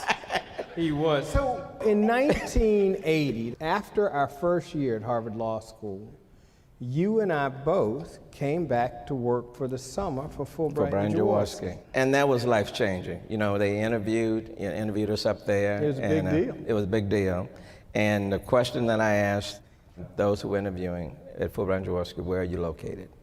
And they said that we are located in the Bank of the Southwest building in the heart of downtown.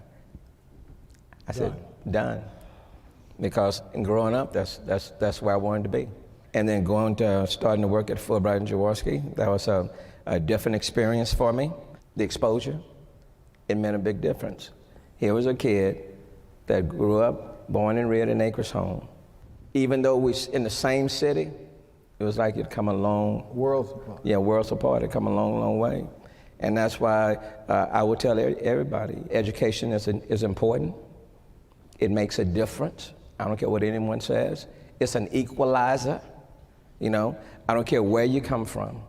The students that we met at Harvard came from all over.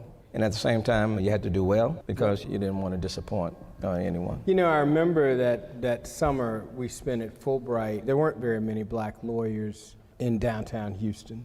It's really special. 3 years later, Mr. Mayor, you came back to Houston after law school, joined Fulbright, stayed there for a few years, and then took the audacious step of starting your own law firm. Well, you know, the first thing, you know, after being at the law firm for a few years, I had that political bug. And I ran for the Harris County Commissioner's Court Precinct 1. Got my butt kicked. I gotta tell you this, campaigning election day, you know, campaign victory party, you know, the early vote came up. There were 6 people in the race. I was in the 5th position. And my crowd never grew.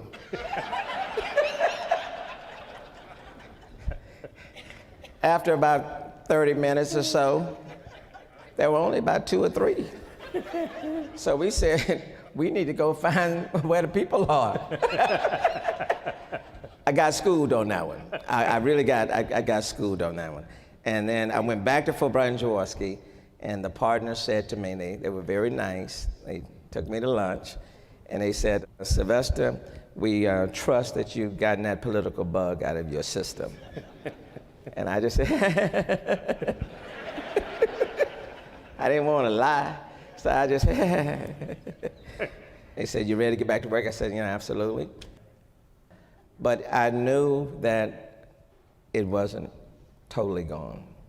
And I knew for me, I needed the flexibility and the freedom to pursue my own dreams and aspirations. And then Barry Barnes and Rosemary Morris and some others, we had been talking about forming a firm, and Barry and Rosemary started it in July of 1983, and a few months later, I decided to join them. And then some 32 years later, Barnes and Turner was still downtown practicing law, one of the partners there. I had 2 loves. I love practicing law. I love that. At the same time, being the public servant from an elected point of view. I love that too. It gave me the freedom to do both. You know, it's so interesting. The mayor mentions Barry Barnes, who went to Northwestern Law School, Rosemary Morse, who was also with us at Harvard Law School, and their firm was one of the first black firms to office downtown and do sophisticated legal work. Tell us a little bit about your legal career after Fulbright and with Barnes and Turner. I mean, look, it was a good mix. We all got along very, very well. I would be lying if I said it was rosy at the beginning. I mean, the first 4 or 5 years were rough. You know, we wore the same suit, different shirt, different tie. I was driving a 1980 Skylark Buick. It faded, so it was rough, but we stayed at it. Rosemary decided to go back to Atlanta. Barry and I continued at the firm, and it was in December. We got a call that a wrongful death case that had been lying dormant. The attorney called and said, are y'all interested in trying to settle this case? And his law firm was in Longview. And Barry and I, we were down to one credit card between the two. And we used that credit card to purchase the airline tickets to Dallas, got it in a rental car, and drove to Longview. This was in December. And we were sitting there, and the guy said, attorney said, you want to settle? So we said, of course, we're here to settle if it's a deal that's right. And he offered us, the initial offer was something like $1.5 million. So I said, that is no money.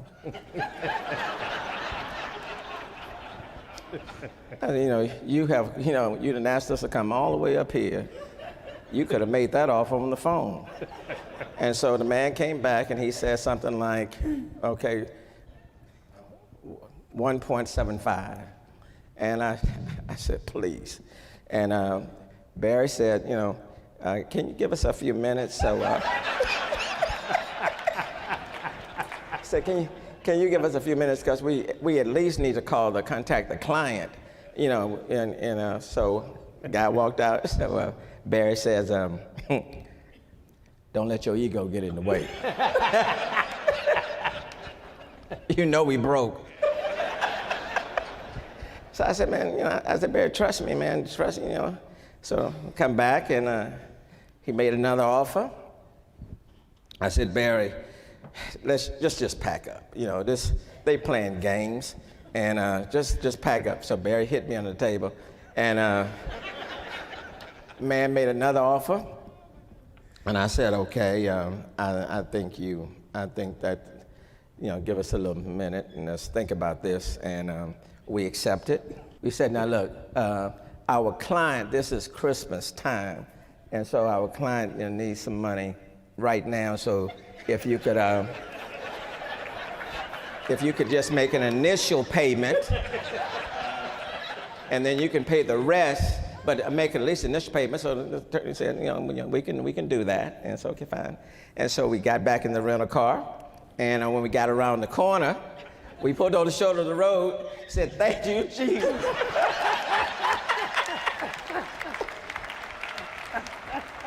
Because we were broke. The client was broke and we were broke. But the point is, if you stay in the game, even when it looks rough, keep your interest of your client first. And don't be so quick, even when you're hungry. It will pay off not only for your client, but it'll pay off for you as well. Okay, so wait a minute, we got more to talk about. So let's talk about that staying in the game, but let's switch gears a little bit and talk about your political career. Now, you mentioned running for commissioner's court, then you decided to run for the legislature. Well, Tony, I would tell you, I didn't make that decision to run for the legislature. Beulah Shepard made that decision for me. I was at a reception and people were coming up to me and saying, we wish you well. And I had no idea what they were talking about. And then I ran into Beulah Shepard, and she said, Clint Hackney, State Representative Clint Hackney is not going to run for this seat, and I'm telling people you're running. And I said, Ms. Shepard, I don't have any desire to be a state representative. And she said, son, you don't know what you want anyway. And I ended up looking at it and ended up serving in the legislature for 26 years.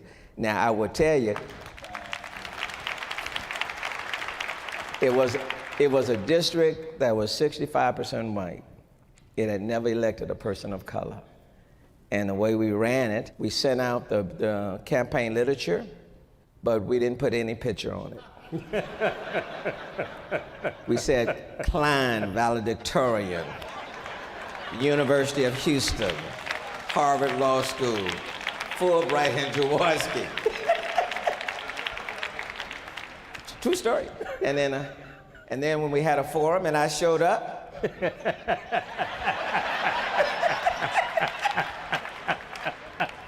here I am.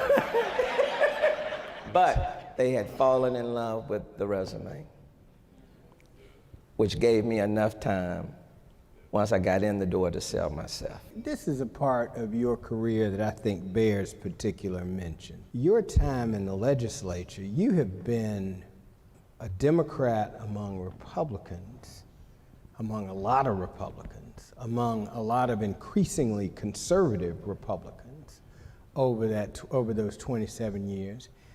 And yet you were still extremely effective. Appropriations Committee, Judiciary, Chair of the Black Caucus, voted most effective legislator many times by Texas Monthly Magazine. Talk to me about that. I think you and I and many, if not most folk in this audience, have learned that relationships matter. What I've discovered in the legislative process, it's easy to vote against someone that you don't know. It's hard to vote against a friend. In the legislature, if there's somebody up there talking and carrying a bill and that person is a friend, I am more inclined to listen, and I'm more inclined to try to figure out how we can make it work. And I'm a firm believer that regardless of what we look like, where we come from, we have more things in common than not, if we take the time to get to know one another. But relationships notwithstanding, please explain to me how you became Speaker Pro Tem of a Republican House. Well, in that one, I'll never forget Tom Craddock, who was a conservative Republican. He came to Houston to the law firm, visited with me, and asked me for my support. And I asked him, why would you come and ask me for my support? And what he said to me, he said, look, I think your wings are big and strong enough that if you support me, other Democrats might be inclined to do the same. After he won and became Speaker, I was in his office, and he asked me, he said, Sylvester, what committee do you want to chair? And I said to him what I said to the Democratic Speaker. I'm only interested in chairing one of three committees: Appropriations, State Affairs, or Calendars. I already got all three. I'm sitting on all three. So you haven't given me anything that I don't already have. So he said, well, what else do you want? And I said to him, I want you to make me the #1 person under you. Name me your Speaker Pro Tem. He said, oh. he says, Sylvester, the Republicans just took over the House. I don't think I can do that. And I said, well, then let me tell you what you told me in Houston at my law firm. You said to me that my support was important and that my wings were strong and broad enough. And I'm looking at you and I'm saying to you, if my support was good enough for you then what I'm asking for is good enough for me now. So he said, let me think about it. And I said, okay. And a few days later, he called me in and he said, look, I'm gonna do it, but don't tell anybody right now. I said, I'm not gonna tell anybody as long as you don't change your mind. And on the day that the committee assignments were given, of course, the Speaker Pro Tem was the first one that he named, and he named me Speaker Pro Tem. And that's exactly how that happened. I want to talk about your becoming mayor. Let's take a look. Houston is a very different city, and being a strong mayor, it changes depending on who the mayor is. Thought the timing was right for me. Of course, the poll was coming out, and now saying that I can win it. And then 7 days out, the television station ran a story trying to tie me to an insurance scandal. What role did Houston mayoral candidate Sylvester Turner play in this tale of multi-million-dollar fraud? We've been investigating Turner's role. And can you imagine, the leading television station, news, leading that story out 7 days before the election? It was a bombshell. There have been times when my own faith has been challenged, but at the same time, you have to be able to weather the storm. Life is not fair.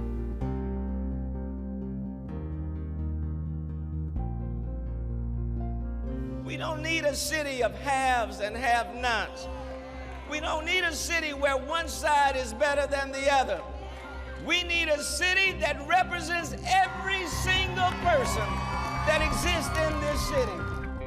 This city has always been a city of opportunity, that if you dare to dream big, big things could happen. Today is a very special day for the city of Houston. This monument stands as a marker that no matter how smart you may think you are, no matter how gifted you may be, and no matter what contribution you may have made, we are standing on the foundation and the shoulders of people who have sacrificed to get us where we are today. If we do it together, together we can do great things, and the best for Houston is yet to come.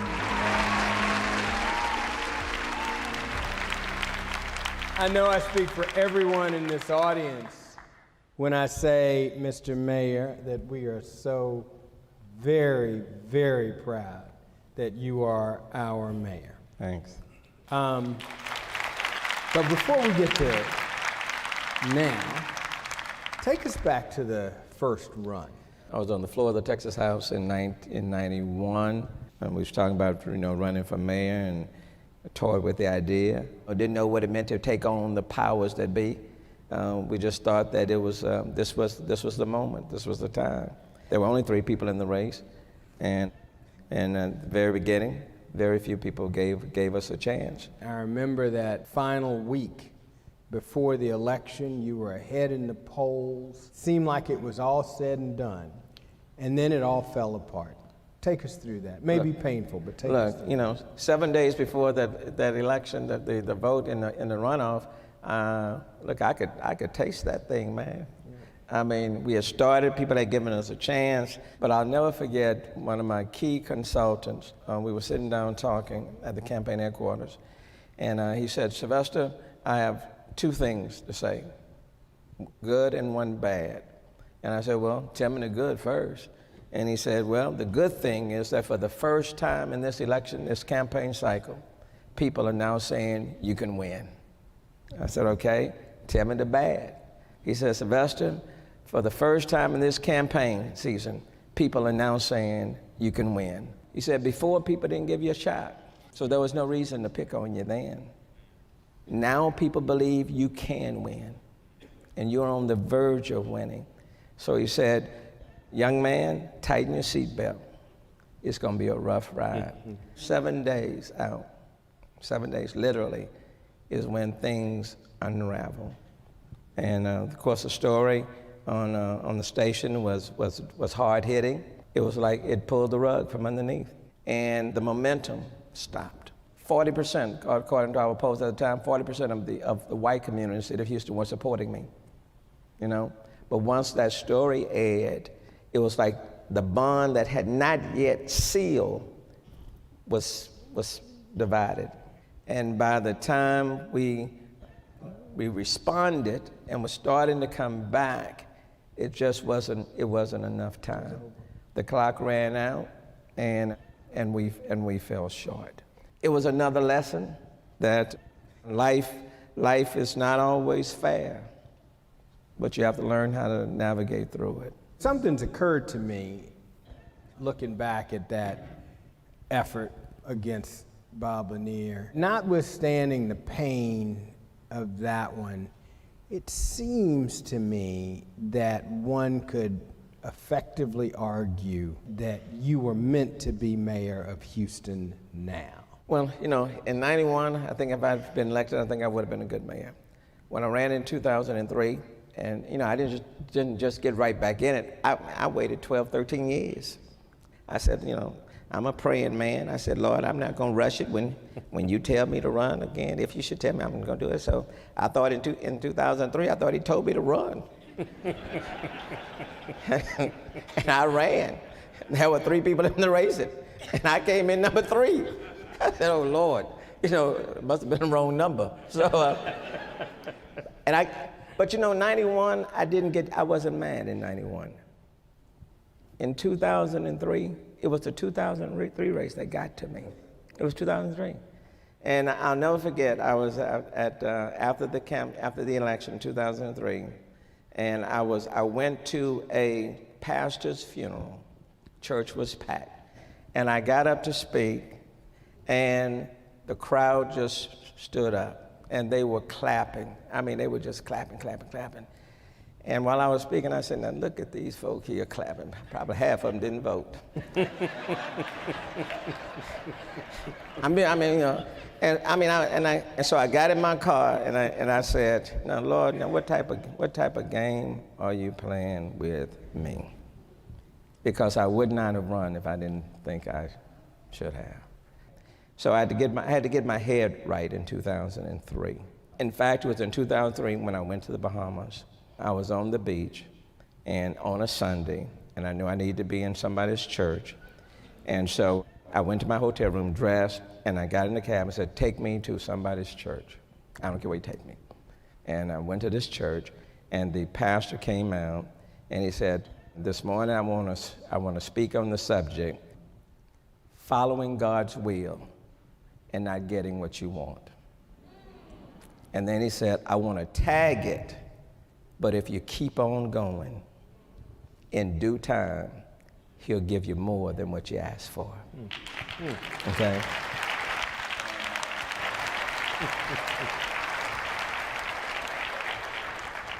And it was that message that just rearranged stuff for me, got my mind right, and came back, returned to the legislature, and said, okay, maybe that was what I wanted, but not what God wanted for me. So let me get my mind right. And this time when I ran, I wasn't intending to run. I mean, I wasn't planning on running. My stay in the legislature was good, and I thought I was doing some good things for the people that had entrusted the position with me.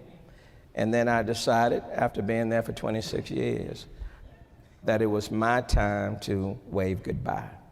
Not because I didn't love it, not because I wasn't effective anymore, but I said I was going to take the words of a speech teacher that I had in the 8th grade who said, learn to cut off the speech when people still want to hear more.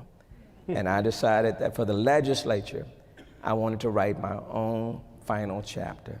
And so I went back to Acres Home, and I had a community leadership meeting, and I told them I am not running.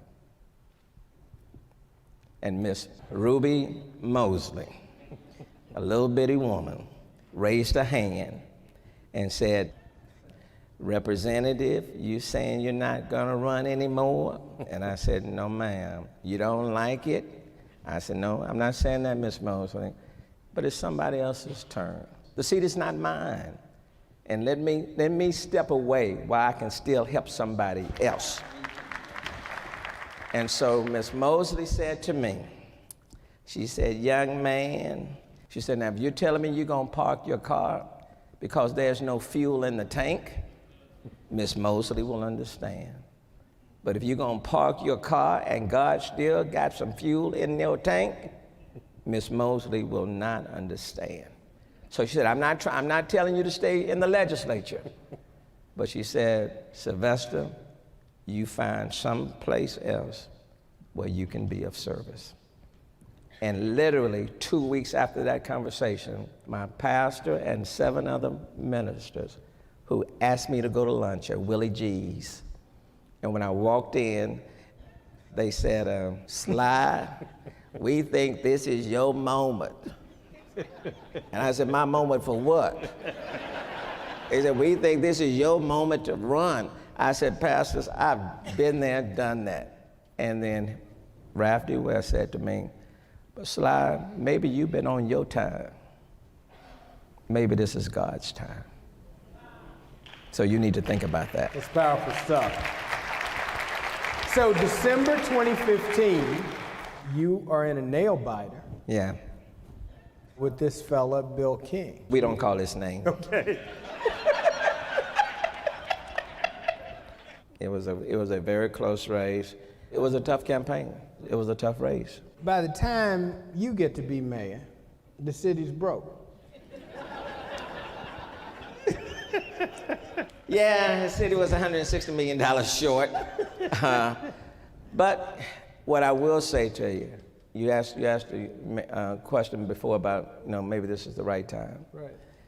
91, 2003, no. This is a good moment. More seasoned, more prepared. On the Appropriations Committee, 21 of my 26 years in the legislature. Been on the Finance Committee, Conference Committee, writing the budget in good times, and then in very lean times.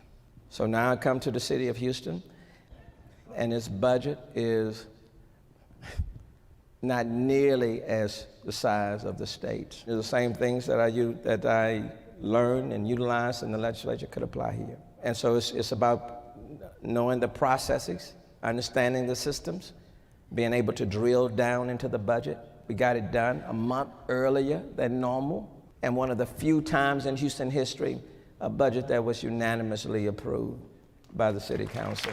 Done. I give a lot of credit. I mean, when you grow up and you don't have much, you make something out of what you don't have. We all grew up in times when the budget was lean. But we learned how to make it through. And I don't care whether you're Republican or Democrat, 1 + 1 still equals 2. I don't care how you look at it. Now we tackle the pension issue. And it's an issue that has been around the city for a long, long time. $7.8 billion short. But just like we tackled the budget collectively, the employee groups, police, fire, municipal workers, for the first time, have said yes to the plan. City council, first time, 16-1, said yes to the plan. And for the first time, the business community have said yes to the plan. With the legislature coming up, now we'll go to Austin together, and we'll recommend to the legislature that they adopt Houston's plan that will solve our pension problems, not just on the short term, but on the long term. And I said when I came into office, I would not kick anything down the road. We either go big or we go home. And so I'm very proud of what we've been able to do together. It's been a collective effort, and I want to thank every single employee for them being willing to say, Mayor, you have said shared sacrifice, and we are prepared to sacrifice for the greater good of the city. The only thing, as one employee said to me, Mayor, you are asking us to adjust our benefits. What I ask you in return, if we adjust our benefits, that you not forget about us when this city does better. And the best days for this city are yet to come. That's my commitment to the people in this city. The fact is, we're all in this arena together.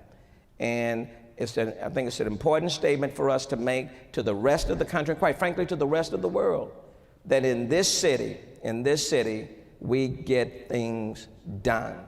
And you don't take a whole lot of time in order to get it done. So I'm proud of where we are, but I give a lot of credit to the members of City Council, the employees, the business community, and others who have joined with me to make it happen. Mayor, I want to thank you for a great interview. It's how much you care for this city and love this city that makes us love you so much. And now we'll have a song. People get ready, and there's a train coming. don't need no baggage, you just get on board. All you need is faith to hear the diesel humming.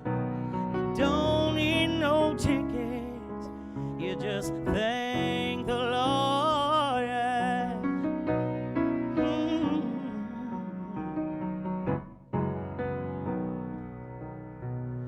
People get ready, there's a train to Jordan. It's picking up passengers from coast to coast. Faith is the key, open the doors and board them. There's a room for everyone among those who love the most. Yeah. And I'm so mighty, mighty glad about it. Hey.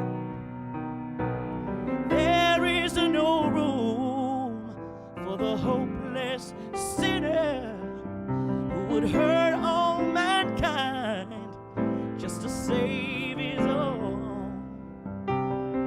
Pity on those whose chances grow thinner, for there's no hiding place from the kingdom's throne, yes. So people get ready, there's a train coming. You don't need no baggage, you just get on board. All you need is faith to hear the diesel humming. You don't need no ticket, I say you don't need no ticket. I say you don't need no ticket.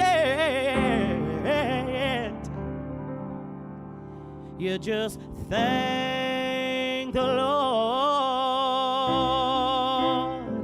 Hallelujah. You see, we're just waiting on the world to change. Said we're waiting on the world to change. So people get ready, there's a train coming. You don't need no tickets, you just thank the Lord. Hallelujah. Thank you so very much. Tonight has been an honor. The Honorable Sylvester Turner. Thanks, Tom. For this man.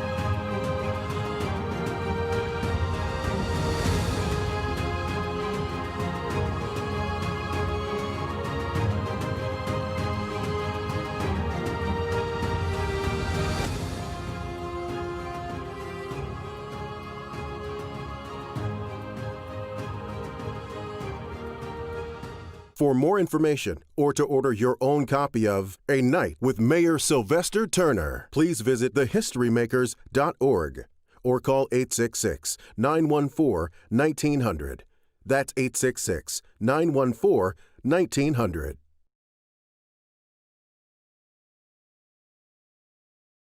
The preceding program was funded in part by Toyota, AT&T, Baldwin Richardson Foods, Lincoln Financial Group, Apple, American Airlines. A complete list is available at thehistorymakers.org.